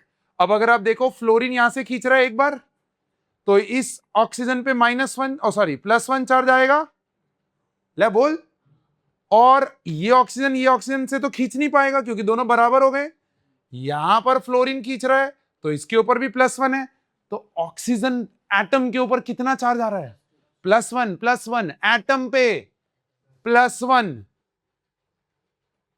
तो डाइऑक्सीजन डाइफ्लोराइड में ऑक्सीजन +1 है, ऑक्सीजन डाइफ्लोराइड में ऑक्सीजन +2 है। इसके अलावा ऑक्सीजन जहां भी दिखेगा वहां से वो खींचने ही वाला है, तो उसका कभी भी पॉजिटिव ऑक्सीडेशन स्टेट आपको देखने को नहीं मिलेगा एक्सेप्ट फ्लोरीन। Accept fluorine. ये अभी कुछ नहीं लिखना है, अभी यहां पर सिर्फ फोकस करो, आराम से पहले समझो चीजों को। ऑलराइट, फिर आता है ऑक्सीजन के दूसरे दो एक्सेप्शंस, उनको हम लोग बोलते हैं peroxide and the other one is super oxide. थोड़े अतरंगी हैं, देखने में आपको अजीब लगेंगे, लेकिन धीरे धीरे आप डाइजेस्ट कर पाओगे। क्या आपको पता है O के ऊपर 2- चार्ज हो, O के ऊपर, इस आयन को हम लोग ऑक्साइड आयन बोलते हैं। ये आपने 10th में 9th में कहीं ना कहीं सुना होगा, साइंस के टीचर के मुंह से आपने ये चीज सुनी होगी, और अगर नहीं सुनी है तो आज मेरे मुंह से सुन लो कि एक ऑक्सीजन एटम पे जब 2- चार्ज होता है तो भैया उसको हम लोग ऑक्साइड आयन बोलते हैं। अब ये कुछ कुछ ऐसे आयन्स हैं जो आपको दिमाग में रखने पड़ेंगे, ऐसे और भी लिस्ट दूंगा अभी मैं थोड़ी देर में। ऐसे ही जो परऑक्साइड होता है ना, परऑक्साइड होता है जब ऑक्सीजन जो है ना किसी भी कंपाउंड में, वो दूसरे ऑक्सीजन में सिंगली बॉन्डेड हो और इस पूरे O single bond O system पे 2- चार्ज हो, तो एक्चुअली में परऑक्साइड आयन दिखता है O2 पे 2-, O2 पे 2-। तो ये जो 2- है वो इंडिविजुअल ऑक्सीजन पे जब बटेगा तो -1 और -1 रहा होगा, बोलो हाँ कि ना। तो परऑक्साइड के अंदर ऑक्सीजन जो है वो -1 स्टेट में होता है, मोस्ट ऑफ दी जगह पे -2, लेकिन परऑक्साइड में वो -1 होता है। और परऑक्साइड धीरे धीरे कौन कौन से कंपाउंड्स में कैसे दिखता है वो आपको दिखना चालू हो जाएगा। जैसे आपने एक कंपाउंड पढ़ा होगा हाइड्रोजन परऑक्साइड, नाम सुना है? नहीं सुना है तो अब सुन लो। H2O पानी, H2O इज वाटर, इसको पी डाला तो लाइफ जी डाला। H2O2 हाइड्रोजन परऑक्साइड, इसको पी डाला तो लाइफ जिंगा लाला, क्योंकि ये पॉइजनस है। तो लाइफ हो गई जिंगा लाला, क्योंकि हो गया फिर लाइफ खत्म। इसको, हाँ, ये हमने लॉ ऑफ मल्टीपल प्रोपोर्शंस में पढ़ा है चैप्टर नंबर 1 में। तो हाइड्रोजन परऑक्साइड में बाबा ऑक्सीजन और ऑक्सीजन में सिंगल बॉन्ड होता है और फिर वो दोनों हाइड्रोजन से जुड़े होते हैं, लाइक दैट। अच्छा, ऑक्सीजन की वैलेंसी 2 है, ये आपको पता होना चाहिए। ऑक्सीजन का कॉन्फ़िगरेशन पता है ना, 2,6, 10th में पढ़ा है आपने। तो ये 2 बॉन्ड बनाएगा और इसका ऑक्टेट कंप्लीट हो जाएगा। तो कोई भी ऑक्सीजन एटम दुनिया में 2 बॉन्ड बनाता है, कोई भी ऑक्सीजन एटम। अब वो वैरायटी कैसी है कि वो 2 डबल बॉन्ड बना सकता है, मतलब एक सिंगल डबल बॉन्ड बना देगा, ऐसे ओ और ओ के बीच में डबल बॉन्ड आ गया, या फिर ओ और ओ के बीच में सिंगल बॉन्ड और फिर वो आगे हाइड्रोजन से जुड़ा हुआ है। This is how basically peroxide looks like. तो माय डियर फ्रेंड, ये -1 आ जाएगा। अब बच्चा बोलता है सर ऐसे कैसे पता चलेगा H2O2 में परऑक्साइड बॉन्ड है? अरे सुनो सुनो मेरी बात सुन, क्या इसके अंदर हाइड्रोजन का रूल तो फिक्स है आपके पास? It is going to be +1, क्योंकि मेटल से तो जुड़ा नहीं हुआ, ऑक्सीजन तो नॉन मेटल है ना। तो इसका तो रूल आ गया +1, तो +1 into 2 +2 times of x should be equal to 0। x की वैल्यू निकालो, -1 आएगी, देखो x की वैल्यू निकालो, -1 आएगी। तो वहां से हमें पता चल गया कि यहां पर जो ऑक्सीजन है वो परऑक्साइड लिंकेज में है। ऐसे देखो, मैंने आपको बोला what is the oxidation state of oxygen in Na2O2? Na2O2। अब बच्चा बोलता है सर ये -2 वाला ऑक्सीजन है या -1 वाला ऑक्सीजन है, कैसे पता चलेगा? तो भैया देखो, सोडियम का तो फिक्स है ना, in all its compound it is +1, तो +1 इंटू 2, बोलो बोलो बोलो, +2x should be equal to x की वैल्यू -1 आएगी। तो ऐसे धीरे धीरे आपको पता चल जाएगा। हाँ, कुछ कुछ कंपाउंड्स में पता नहीं भी चलता है, क्योंकि ऑक्सीजन का भी रूल फिक्स नहीं होता उसमें, और दूसरे जिस एलिमेंट से जुड़ा हुआ है उसका भी रूल नहीं पता है। तो इन दैट केस यस, वो कुछ ऐसे एक्सेप्शनल चीजें मैं आपको अलग से ही लिस्ट बनवा दूंगा कि भैया ये एलिमेंट्स का तो लिस्ट, इस कंपाउंड्स का लिस्ट बना के नोटिस बोर्ड पे डाल दो, इंपॉर्टेंट है ये। बट जहां जहां रूल फिक्स है वहां वहां आपको दिक्कत नहीं है। ऐसे पर super oxide, now this is very interesting. Super oxide होता है O2 ही, लेकिन उसके ऊपर -1 चार्ज। मतलब इसमें ऑक्सीजन और ऑक्सीजन सिंगली बॉन्डेड है, लेकिन इस पूरे सिस्टम पे -1 है। तो बच्चा बोलता है 1 मिनट भाजी, आप ऐसा कहना चाह रहे हो कि ये -1 दो ऑक्सीजन पे डिवाइडेड है? हाँ, इसीलिए हर एक ऑक्सीजन पे -½ ऑक्सीडेशन स्टेट है।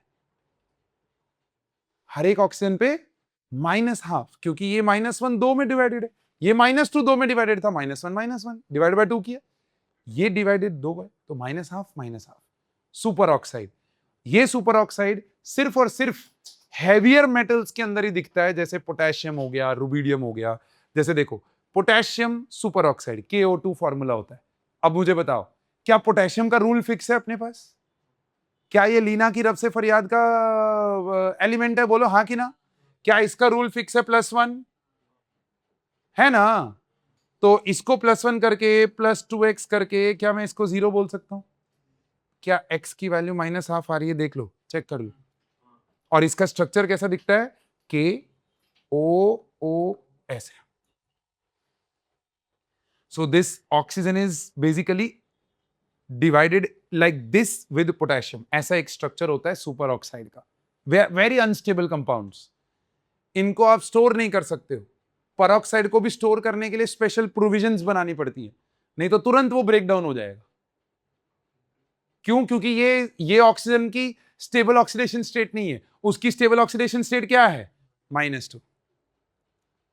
तो वो रहना नहीं चाहता है -1 में, लेकिन हम उसको कुछ कंडीशंस देके करके कर रहे। जैसे हाइड्रोजन परऑक्साइड, अब स्कूल्स चालू हो जाएंगे ना, लैब में जाके पूछेगा, मैम सर, लैब असिस्टेंट जो भी होंगे उनको पूछेगा, सर हाइड्रोजन परऑक्साइड की बोतल कहां पड़ी है?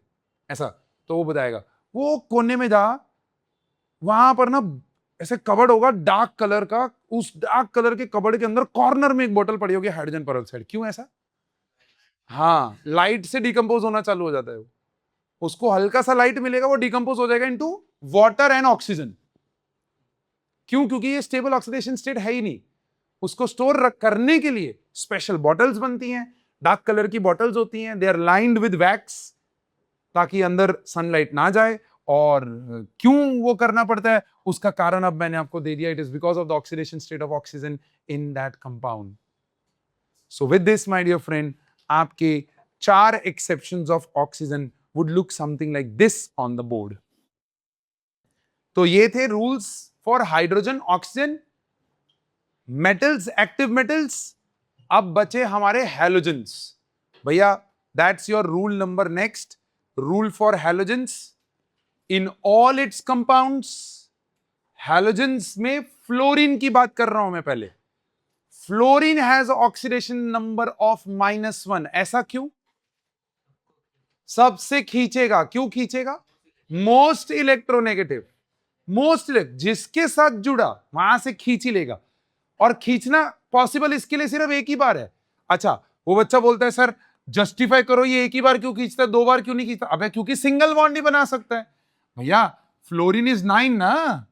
अरे बोल, 9 के अंदर क्या मैं इसका कॉन्फ़िगरेशन लिखूं तो हीलियम 2s2 2p5 आएगा? बोलो हाँ ना। 9 हो गया ना ये।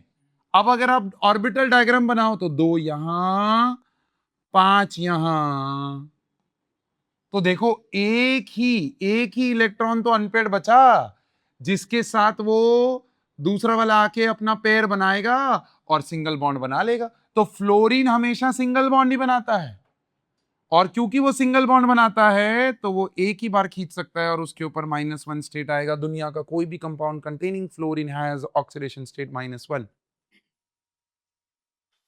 Are you with me till here? पक्का? श्योर? फिर बात करते हैं रेस्ट ऑफ दी हैलोजेंस की। अब रेस्ट ऑफ दी हैलोजेंस में कौन कौन बचे?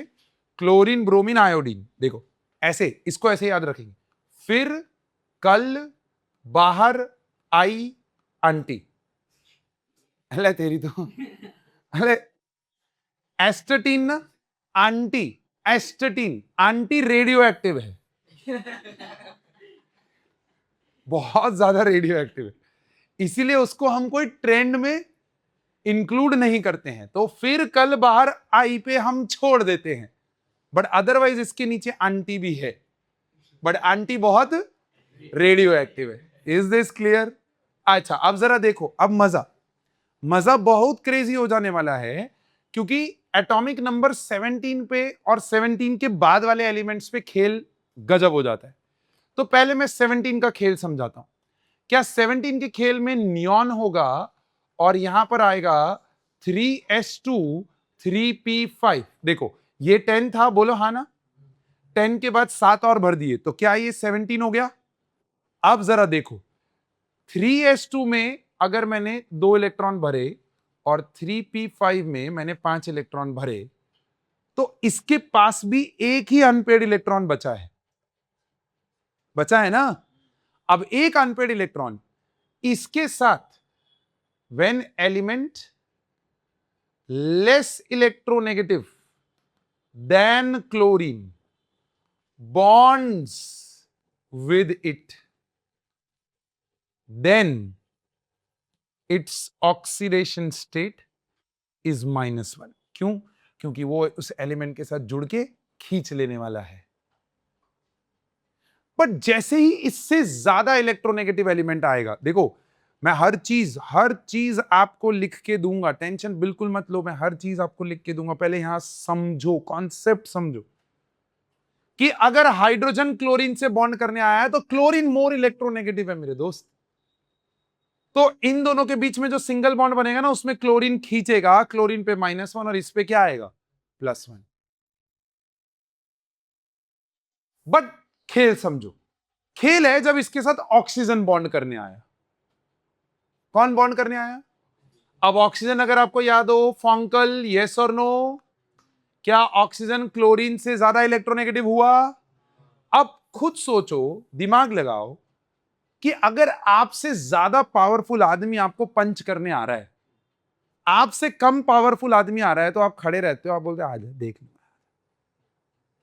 वो पंच मैंने चल लो निकल यहां से। होता है ना ऐसा? वी आर लाइक तू क्या मारेगा भाई मेरे को। बट आपसे ज्यादा पावरफुल आदमी आता है तो आप क्या होते हो? आप एक्साइटेड स्टेट में चले जाओ, यार पंच मारने आएगा, block block. That excitement comes in कि भाई इसका पंच लगेगा, भाई ब्लॉक करना पड़ेगा। वही चीज एलिमेंट्स में, ये भी तो इंसान ही है, अरे मतलब एलिमेंट्स ही हैं। इनके ऊपर ऑक्सीजन अटैक करने आया, अब ऑक्सीजन इज मोर इलेक्ट्रोनेगेटिव, तो ऑक्सीजन की एनर्जी से बचने के लिए इसने अपना ब्लॉकिंग स्टार्ट किया। अब वो ब्लॉकिंग के अंदर इसने अपने 3d ऑर्बिटल का यूज किया, जो कि खाली पड़ा हुआ था, उसमें कोई इलेक्ट्रॉन नहीं था। बट क्योंकि थर्ड शेल एक्टिवेट हो चुकी है और थर्ड शेल में 3d भी होता है, बोलो हाँ कि ना? तो उसने क्या किया, ऑक्सीजन जब इसके ऊपर अटैक करने आया तो ग्राउंड स्टेट में एक अनपेड था, लेकिन ऑक्सीजन ज्यादा एनर्जी लेके आया, तो ये अपनी एक्साइटेड स्टेट नंबर 1 में गया, जिसमें क्या किया इसने, यहां से एक पेयर खोल दिया। तो यहां दो, ध्यान से देखना, अब क्लोरीन कितने बॉन्ड बना सकता है? यहां पर एक बॉन्ड बना सकता था, अब 2, और यहां पर आपके 3d में एक आ गया, तो टोटल अब कितने बॉन्ड बना सकता है? बोलो बोलो, टोटल कितने बॉन्ड बना सकता है? कितने अनपेड हो गए? 3, 1 2 3। तो यहां पर वो ऑक्सीडेशन स्टेट दिखा रहा है +1 ऑक्सीजन के साथ, लेकिन यहां पर वो कितनी दिखाएगा? +3। प्लस क्यों हो गया ऑक्सीडेशन स्टेट? प्लस क्यों हो गया? क्योंकि oxygen is more electronegative now, बोलो हाँ कि ना? तो किसी भी एलिमेंट का प्लस ऑक्सीडेशन स्टेट कब दिखेगा? जब मेरे प्यारे दोस्त उसके साथ मोर इलेक्ट्रोनेगेटिव एटम बॉन्ड करने आएगा। अब देखो एक्साइटेड स्टेट नंबर 2, क्या अभी भी इसके पास पेड इलेक्ट्रॉन बचे वैलेंस शेल में? देखो ये वापस इसको खोलेगा, डी में जाएगा, अब देखो मेरे प्यारे दोस्त, यहां पर 1 2 3 और यहां पर 1 2, कितने अनपेड हो गए? 5। तो क्लोरीन का ऑक्सीडेशन स्टेट +5 भी दिख सकता है, +1 भी दिखेगा, +3 भी दिखेगा और +5 भी दिखेगा। फिर देखो, क्या अभी भी एक अनपेड बचा है? ओ सॉरी, पेड़ बचा है, उसको भी खोल के डी में बचाएगा और जब पहुंचाएगा तो एक्साइटेड स्टेट नंबर 3 दिखेगा। और मेरे प्यारे दोस्त, ये आ गया आपका 1 2 3 4, सॉरी, 3, हाँ, तो कितने हो गए टोटल? 7। तो एक्साइटेड स्टेट नंबर 3 में +7 दिख रहा है। अब समझो, ये एक्साइटमेंट कब आएगा जो मैंने बोला? क्या जब मैं आराम से बैठा हूं, अपने बेंच पे बैठा हूं, क्या मैं एक्साइटेड रहूंगा? क्या मैं ऐसे बड़े ऐसा करता रहूंगा? नहीं। कोई मेरे साथ कंपाउंड बनाने आ रहा है, तभी तो मैं एक्साइटेड जाऊंगा। और वो भी एक्साइटमेंट कब होगा? जब वो एलिमेंट, जब वो बंदा मेरे से ज्यादा स्ट्रांग है, तभी वो एक्साइटमेंट होगा ना कि अरे यार, इसको तो पंच ब्लॉक करना पड़ेगा यार, ये मारेगा, बहुत जोर से मारेगा। अब इसी के साथ हाइड्रोजन बॉन्ड करने आ रहा है तो वो बोल रहे हैं यार चलना, भाग यहां से, ये रहा मेरे पास एक अनपेड, चाहिए ले, नहीं तो निकल यहां से।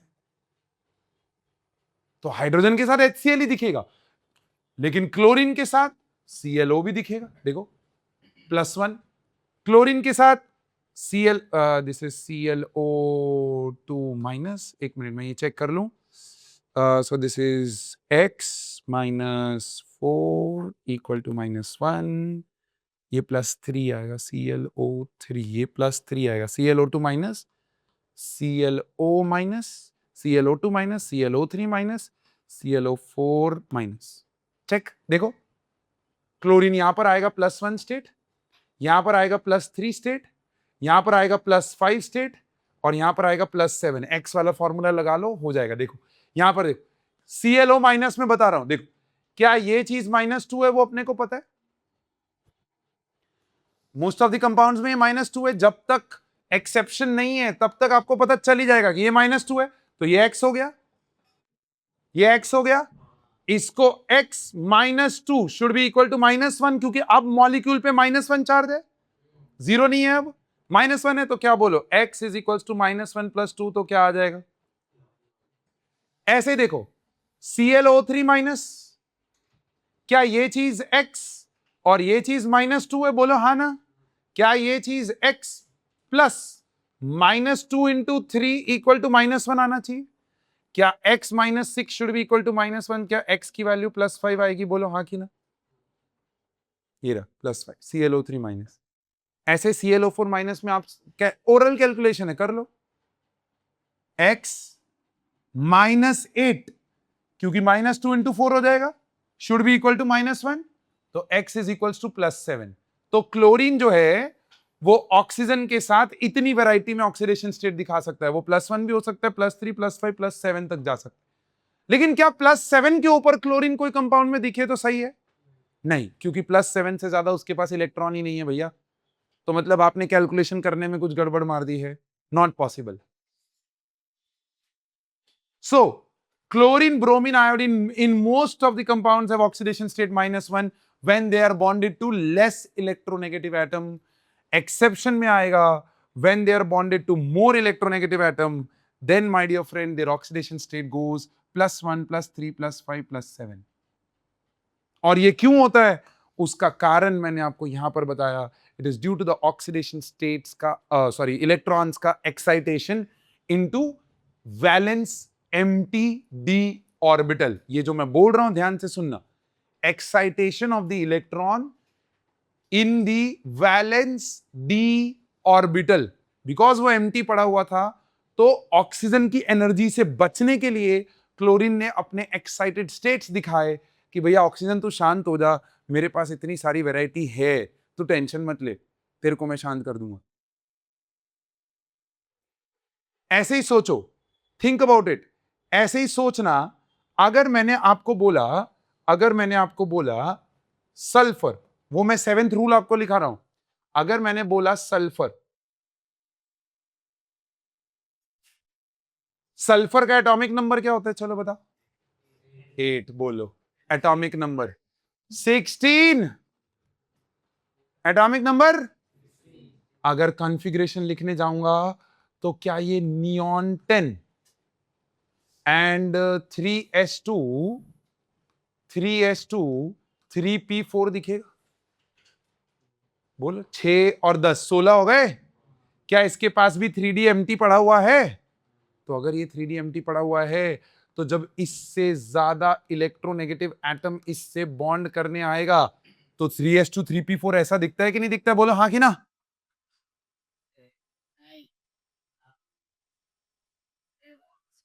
3s2 3p4 का कॉन्फ़िगरेशन ऐसा नहीं दिखेगा? ऐसा आएगा तो ये तो 3p5 हो गया। अच्छा ऐसा कुछ था, मतलब आप ऐसा कह रहे हो कि 1 2 3 और 4 ऐसा सब गलत गलत कौन पढ़ा रहा है तुमको? मैंने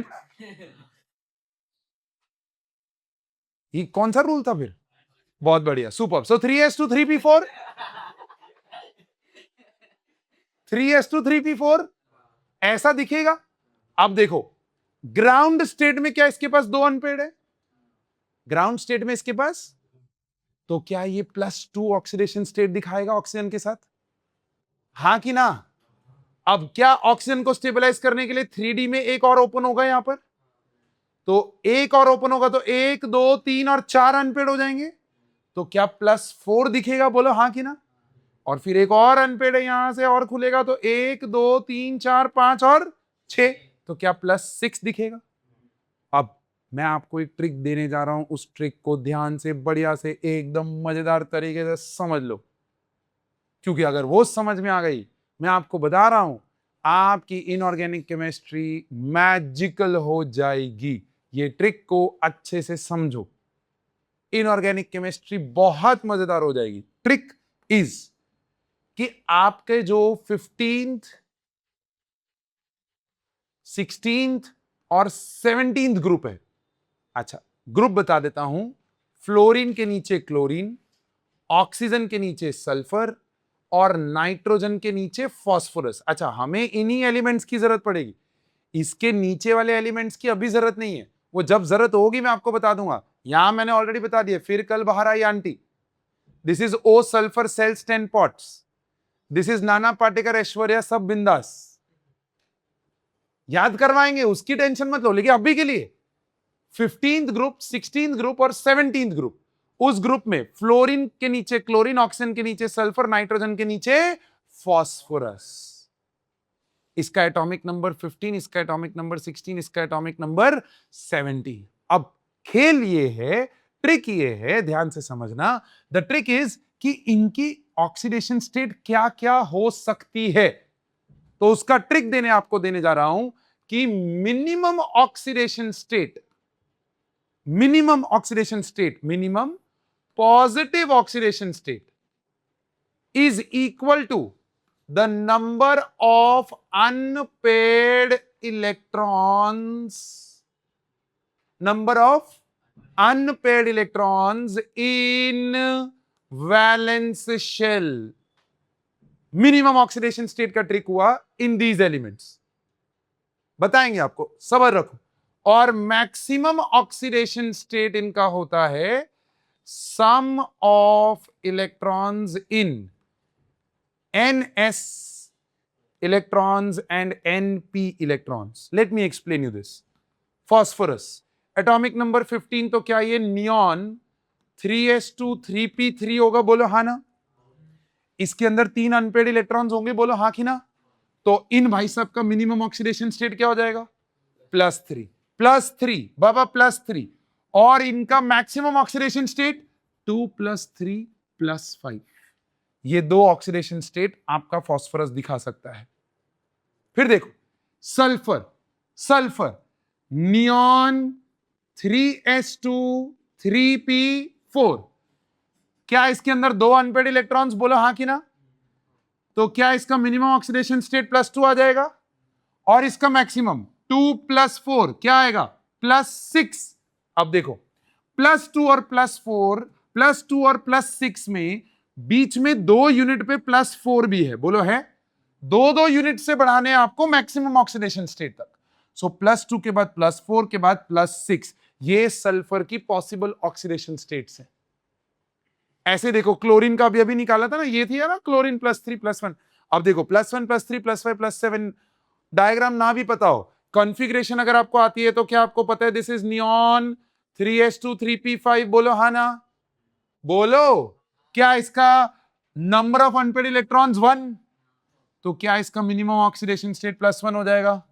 क्या मैक्सिमम 5 + 2 कितना आ जाएगा? +7। अब 2 से बढ़ाओ, +3 +5 +7 हो गया। All possible oxidation states of chlorine ये रही। तो मिनिमम और मैक्सिमम निकालना आना चाहिए। मिनिमम निकालने के लिए number of unpaired electrons in that element, that's positive minimum, and maximum is the sum of valence shell के s और p इलेक्ट्रॉन्स को जब आप ऐड कर दो, sum of electrons in the valence ns and np electrons, sum of valence ns and np। अब please मुझे ये मत बोलना कि वैलेंस शेल क्या होता है, वो आपको नहीं पता। It is the shell which has maximum number of principal quantum number, highest. अब देखो यहां दोनों के हाईएस्ट है ना, तो ये पूरा वैलेंस शेल हो गया। सो 3 + 2 टोटल वैलेंस इलेक्ट्रॉन्स इसमें 5 हुए। Are you with me till here? पक्का? सो क्लोरीन उसके एक्सेप्शंस, क्लोरीन ब्रोमीन आयोडीन के exceptions, and then 15 16 17, that's your next rule. 7th rule जो है, 15 16 एंड 17th ग्रुप में पहले वाले एलिमेंट्स को छोड़ के बाकी सारे एलिमेंट्स का ऑक्सीडेशन स्टेट निकालने का तरीका, प्लीज राइट इट डाउन। चलिए, तो I hope you have written all the rules clearly, right? Algebraic sum of all the oxidation states in a particular compound, algebraic sum of all the oxidation states is equal to the charge present on the molecule. That's the last line that you need to write down. Last line जो आपको लिखनी है, algebraic sum of oxidation states, algebraic sum of oxidation states of all the atoms, algebraic sum of oxidation state of all the atoms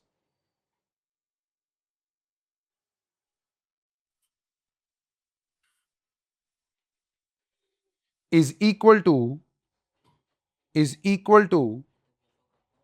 the charge, algebraic sum of all the atoms, algebraic sum of oxidation state of all the atoms in a compound is equal to the charge present on the compound.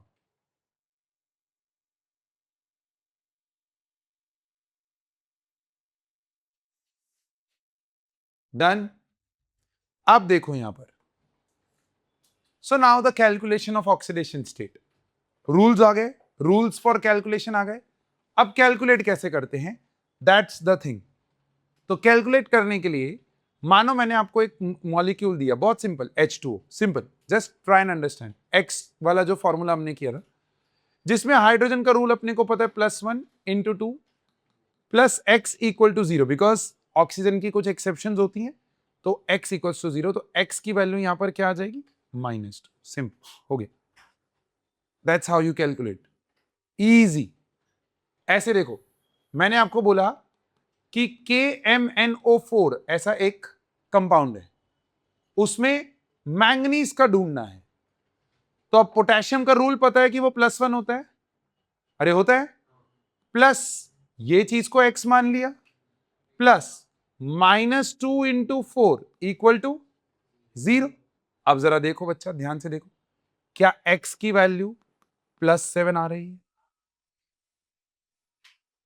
x की value +7 आ रही है, +1 + x -8 = 0, x की value +7। इस तरीके से आपको oxidation states calculate करने के लिए बोला जा सकता है of different elements in different compounds. But before we start giving you the list of those compounds, I want you to write down some polyatomic ions, anions particularly, and their name and their charge, you have to put in your mind. ये again polyatomic ions आपने class 9th और 10th में list बनाई हुई है, वापस एक बार बनाओगे. इसको हम लोग बोलते हैं अमोनियम आयन. अमोनियम जिसपे चार्ज क्या है देखो, +1. सल्फेट आयन, मेरे साथ साथ लिखिएगा, टाइम नहीं दूंगा मैं. सल्फेट आयन चार्ज है -2. This is phosphate ion -3. This is cyanide ion -1. Hydroxide ion -1. This is peroxide, ये मैंने आपको बताया था अभी, O2 पे -2. This is super oxide ion. This is nitrate ion C2O4 2-, इसको हम बोलते हैं ऑक्सलेट. ऑक्सैलिक एसिड नाम सुना है, कहां होता है? टोमेटोज. उसका फॉर्मूला कुछ ऐसा होता है. ये आपने कार्बोक्सिलिक एसिड नाम सुना होगा क्लास 10th के ऑर्गेनिक केमिस्ट्री के अंदर, कार्बन एंड इट्स कंपाउंड्स में. दो कार्बोक्सिलिक एसिड के मॉलिक्यूल्स आपस में ऐसे जुड़ते हैं तो उसको ऑक्सैलिक एसिड बोलते हैं. और अगर वो H+ रिलीज कर दे, दोनों H+ रिलीज कर दे तो -1 -1 -2, देखो ये रहा, इसको हम बोलते हैं ऑक्सलेट आयन. Oxalate ion. इसके अलावा स्पेशल वाले SO3 2-, जैसे SO4 2- is sulphate ion, SO3 2- is sulphite ion. Okay. फिर आता है आपका NO2-, जैसे NO3- nitrate ion, NO2- is nitrite ion. ये कुछ आयन्स है जो आपको दिमाग में रखने. ऐसे ही एक आता है CO3 2-, इसको हम लोग बोलते हैं carbonate ion. Carbonate ion.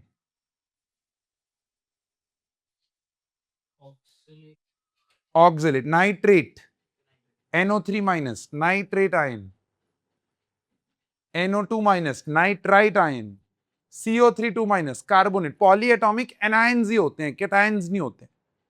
Polyatomic anions. ये कुछ ऐसे एनायंस है जिनके चार्जेस थोड़े दिमाग में रखना, क्योंकि इनका भरपूर यूज किया जाता है. किस तरीके से, कैसे, मैं आपको बताता हूं.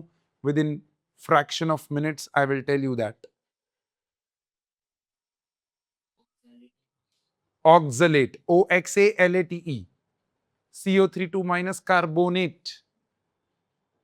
इसके अलावा कोई भी और आयन मेरे को याद आता रहेगा तो हम ये लिस्ट में डालते रहेंगे, बट जनरली आपको इतने आयन्स अपने दिमाग में रखने हैं. इसमें आप एक और ऐड कर सकते हो N3-, this is nitride ion. N3-, N3- ऊपर 3- चार्ज है, एक N पे 3-, इसको नाइट्राइड आयन बोलते हैं.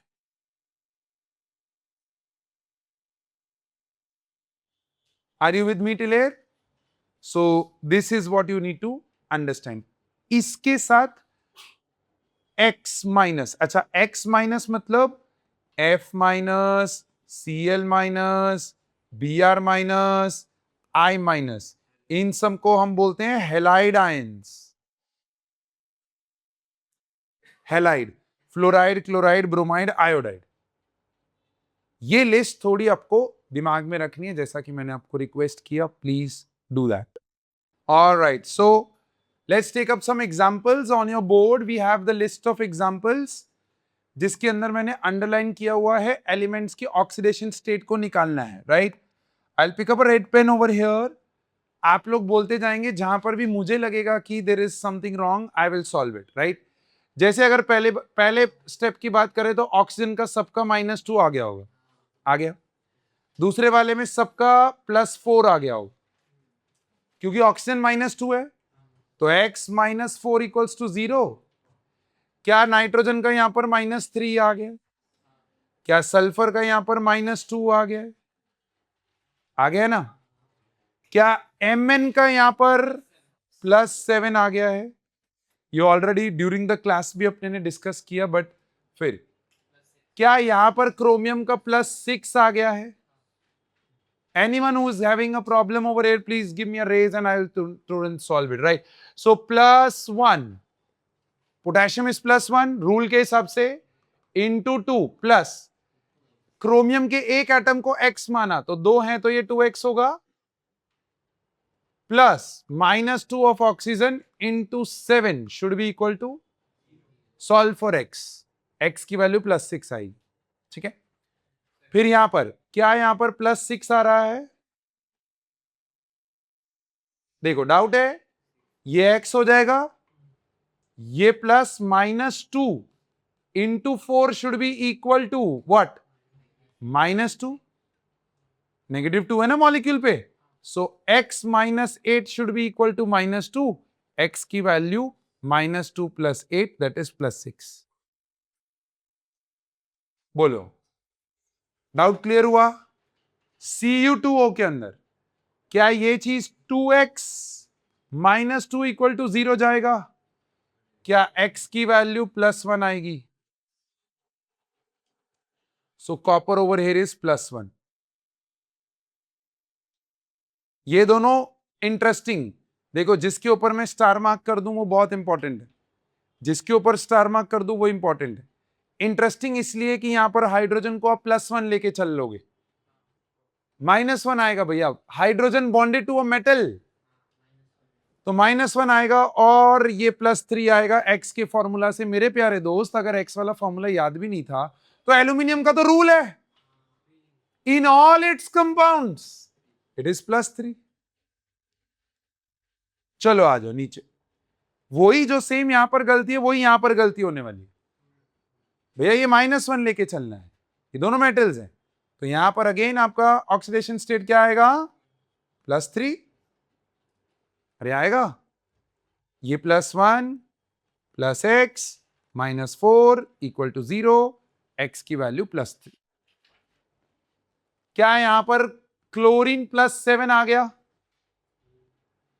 x वाले फॉर्मूला से रूल लगाना है भैया, +1 + x -8 should be equal to 0। -8 कहां से आया, -2 × 4।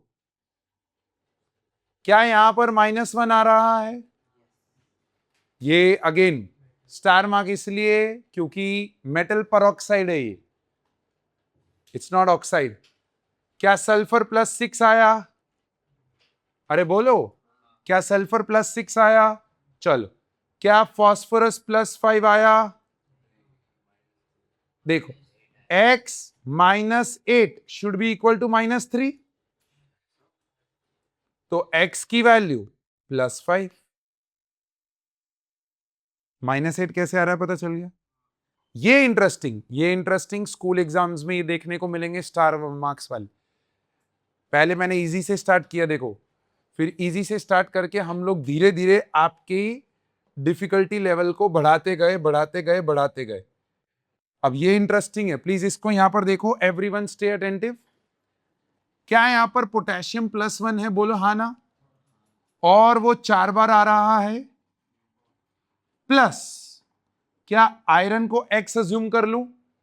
अब साइनाइड पूरे का चार्ज मैंने अभी अभी आपको दिया पॉलीएटॉमिक आयंस में, साइनाइड पूरे पे क्या चार्ज होता है, -1, तो +-1 × 6 = 0। x की वैल्यू निकालोगे तो +2 आएगी मेरे दोस्त। अब इसी का ऑल्टरनेटिव क्वेश्चन दे रहा हूं, उसको पर्पल कलर से लिख देंगे कि कैसा दिख सकता है। आप एक्साइट होकर आंसर लिख के आओगे, यार ये तो पाजी की क्लास में किया तो +2 होता है। वो पता है सिंपली क्या चेंज करेगा, K3FeCN6, K4 की जगह पे K3 और Fe का पूछ लेगा भैया, उस केस में Fe +3 आएगा। अब आपकी बैंड बजाने के लिए वो रिडॉक्स और इलेक्ट्रॉनिक कॉन्फ़िगरेशन के क्वेश्चंस को मर्ज कर सकता है। Now this is a next level question, this is now I am going into competitive. बोलेगा what are the number of unpaired electrons in Fe in this compound. तो पहले आपने क्या किया, ऑक्सीडेशन स्टेट निकाला। अब Fe अगर +2 स्टेट में है तो मतलब Fe की कॉन्फ़िगरेशन बन जाएगी आर्गन 4s2 3d6 होती है, बट क्योंकि +2 है तो 4s में से निकल जाएंगे 2 इलेक्ट्रॉन। 3d6 मतलब 4 अनपेड होंगे। इस तरीके से क्वेश्चन पूछा जा सकता है। 2 चैप्टर्स को मर्ज किया, अब ये लेवल बढ़ाया मैंने, आपके दिमाग का लेवल बढ़ाया, क्वेश्चन का लेवल बढ़ाया। अब ऐसा होता है कॉम्पिटिटिव में, कोई रॉकेट साइंस नहीं है कॉम्पिटिटिव, ये आप मेरे से लिखवा लो। The rocket science is only that 2 chapter को लिंक करना आना चाहिए। बट उसके लिए क्या है कि पहले इंडिविजुअली दोनों चैप्टर के कॉन्सेप्ट्स क्लियर होने चाहिए, तब ना 2 चैप्टर को लिंक कर पाओगे। Otherwise competitive exam are easy to crack in a way कि अगर आपने कॉन्सेप्ट्स पे ध्यान दे दिया तो कॉम्पिटिटिव एग्जाम एकदम आराम से क्लियर होंगे, क्योंकि वहां कर कुछ नहीं रहा है, वो खाली लेवल अप कर रहा है क्वेश्चंस को, 2 चैप्टर्स को मर्ज करके। फिर चल आगे बढ़ा जाए। यहां पर देखेंगे, क्या यहां पर सब लोगों का आंसर +3 आ गया? 2x - 6 = 0, तो x की वैल्यू +3। क्या यहां पर वैल्यू +4 आ गई? 2x - 8 should be equal to 0, तो x की वैल्यू +4। क्या यहां पर वैल्यू +6 आ गई? मैं सॉल्व कर देता हूं। क्या हाइड्रोजन का +2 आएगा? +2x - 14 = 0। क्या +2 और -14 becomes -12? 2x - 12 = 0। क्या x की वैल्यू +6 दिखेगी? परफेक्ट। फास्फोरस क्या यहां पर +5 आ रहा है? अगेन कैलकुलेट कर देता हूं आपके लिए। हाइड्रोजन के 4 मिला के +4 हो जाएगा। +2x - 14 should be equal to 0। अरे होगा ना? तो -14 + 4 10, 2x - 10 = 0, x की वैल्यू +5। अब ये जो हमने लिखे, ये थे सारे आपके नॉर्मल एलिमेंट्स जिनमें x वाला फॉर्मूला जो है वो फॉल होता है। अब हम लिस्ट बनाएंगे कुछ ऐसे कंपाउंड्स की जिनके अंदर x वाले फॉर्मूला से ऑक्सीडेशन स्टेट जो है वो हल्की सी मिसमैच आती है, गलत आती है। उनमें कुछ ना कुछ फैलेसी होती है। फैलेसी का मतलब होता है कि एरर है उसके अंदर। Is that clear? So let's make that list. Alright, so ये वो कुछ एग्जांपल्स जिनके अंदर स्ट्रक्चरली आपको चीजें समझनी पड़ेंगी। So stay very attentive. मैं एक एक करके सारे एग्जांपल्स लूंगा, आप पहले मुझे नंबर बताएंगे कि क्या आया, ठीक है? जैसे पहले वाले में बात करेंगे तो सल्फर की ऑक्सीडेशन स्टेट +8 आती हुई दिखनी चाहिए, आ रही है। बट क्या सल्फर +8 हो सकता है? सल्फर का मैक्सिमम ऑक्सीडेशन स्टेट तो +6 ही पॉसिबल है कॉन्फ़िगरेशन के हिसाब से, यस और no? So let's understand what went wrong over here. So यहां पर सल्फर +6 ही है, उसके अंदर अपने को देखना है, ध्यान से देखो। सल्फर ये 6 बॉन्ड बना सकता है, 5 ऑक्सीजन है और 2 हाइड्रोजन को हैंडल करना है। तो देखो पहले 4 ऑक्सीजन को आप ऐसे बना दोगे। स्ट्रक्चर्स बनाते जाना मेरे साथ साथ। सल्फर देखो 1 2 3 4 5 और 6, सल्फर के 6 बॉन्ड पूरे हो गए और 4 ऑक्सीजन सेटल हो गए। अब क्वेश्चन है कि एक और ऑक्सीजन और हाइड्रोजन कैसे हैंडल होगा?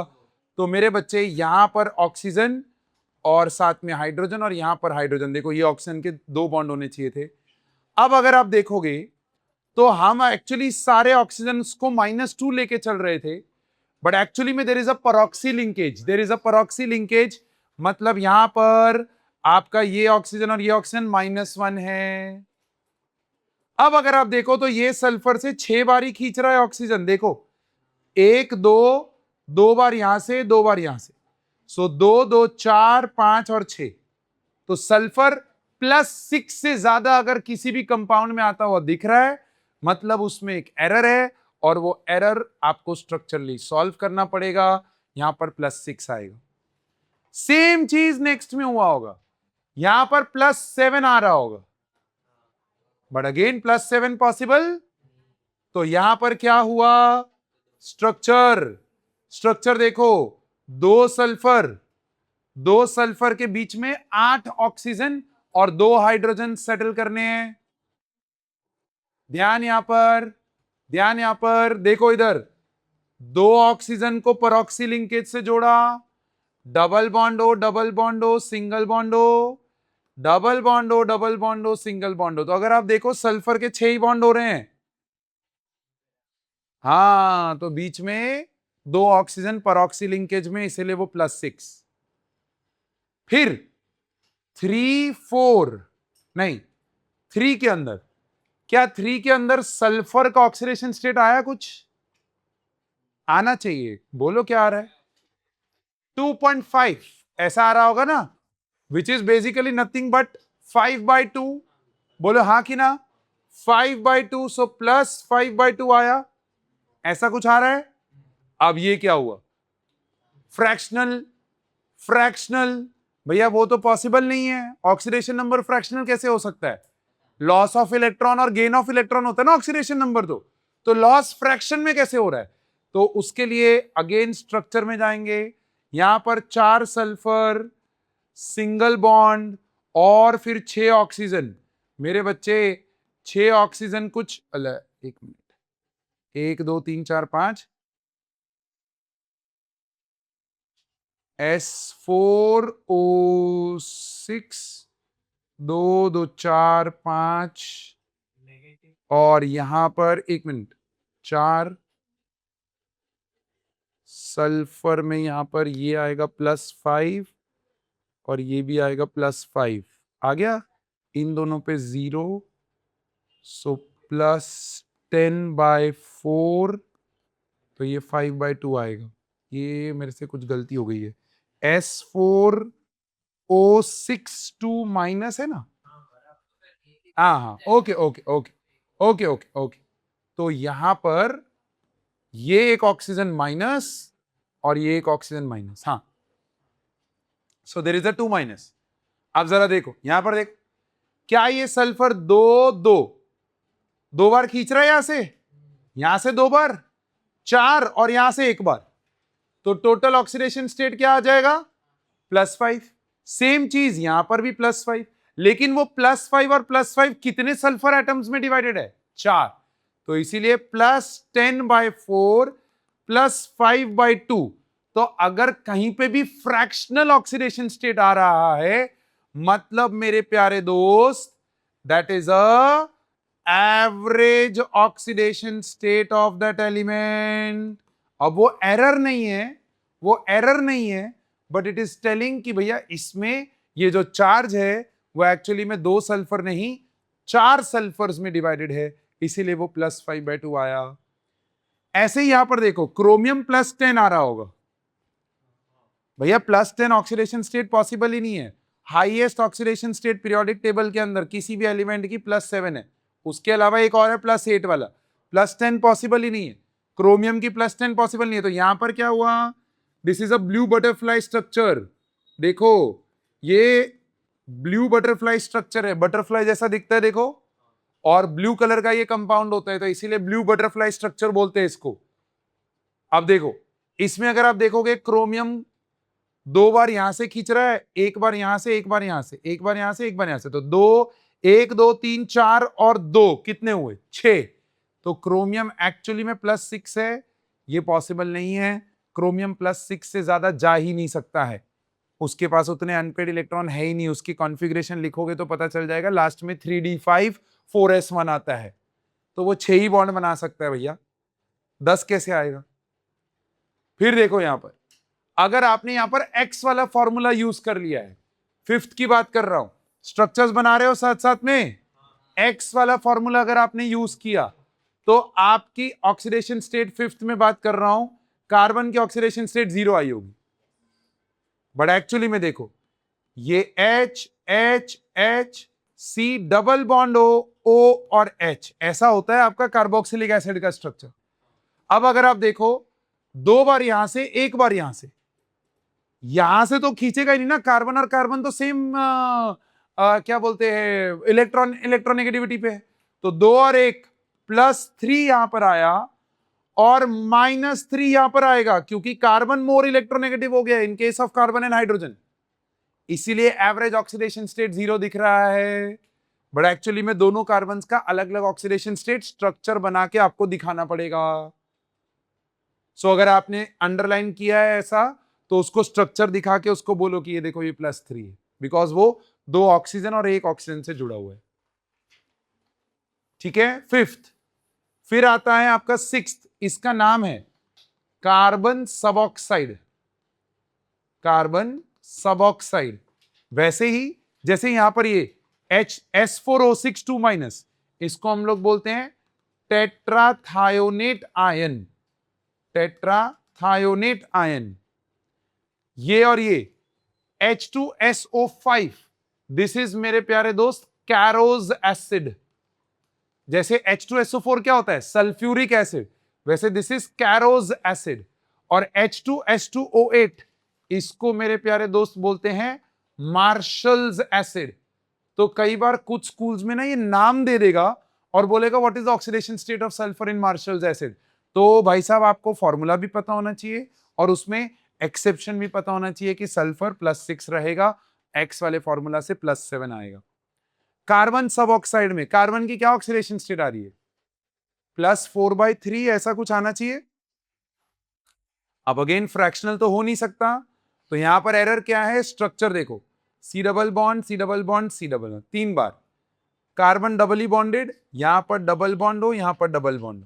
अब अगर आप देखो तो ये कार्बन 0 ऑक्सीडेशन स्टेट पे है, ये भाई साहब +2 पे और ये भाई साहब +2 पे है, और ये टोटल कितने कार्बन में डिवाइडेड है?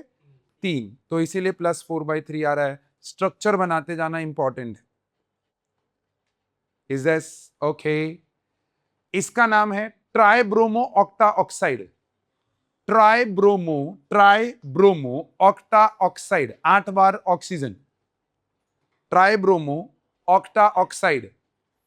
प्लीज स्ट्रक्चर बनाएंगे again, Br Br Br, double bond हो, डबल बॉन्ड हो, डबल बॉन्ड हो, डबल बॉन्ड हो, और 3 बार डबल बॉन्ड हो यहां पर।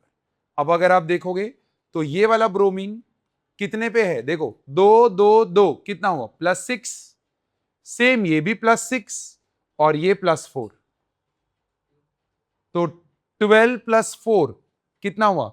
+16। कितने में डिवाइडेड है? 3, तो इसीलिए +16/3 आ रहा है। Fe3O4 में क्या आपका आंसर +8/3 आ रहा है? अब ये क्यों हो रहा है? Because this is a complex oxide, this is a oxide of FeO.Fe2O3। अब अगर आप देखो इस आयरन का +2 ऑक्सीडेशन स्टेट है, this iron is +2 oxidation state and this iron is +3। अब ये +3 2 बार है, तो +6 एंड +2 +8 कितने में डिवाइडेड? 3 में, तो इसीलिए +8/3। सेम ऐसा ही यहां पर हो रहा होगा, +8/3। ये is a complex oxide of 2PbO.PbO2, जिसमें ये +4 आएगा एक्स वाले फॉर्मूला से और ये +2 आएगा, ये +2 2 बार है, सो +2 +2 +4 +4 +8/3। Ki3 स्पेशल, बहुत स्पेशल। क्या यहां पर -1/3 आ रहा है? क्योंकि पोटेशियम तो +1 होता है एक्स वाले फॉर्मूला से। Now again this is average oxidation state, this is what? Average. इसका स्ट्रक्चर लिख लो, 3 I आपस में जुड़े होते हैं और तीनों पे -1 होता है, तीनों पे मिला के -1 होता है, तो 2 I पे 0 0 है और 1 I पे -1 है, और वो -1 3 में डिवाइडेड है, इसीलिए -1/3 आ रहा है। Now this is an ionic compound, so ये टूट के K+I3- बना रहा है, तो ये K+ बार है ऐसे, इसको स्टेबलाइज कर रहा है, बस that's it. That will be all with today's class, and that will be all with the calculation of oxidation state, all the possible compounds that could trouble you I have covered in this series. So please make sure इस list को अच्छे से घर पे जाके वापस redo करें और डाउट्स नेक्स्ट क्लास में लेके आए। Thank you so much.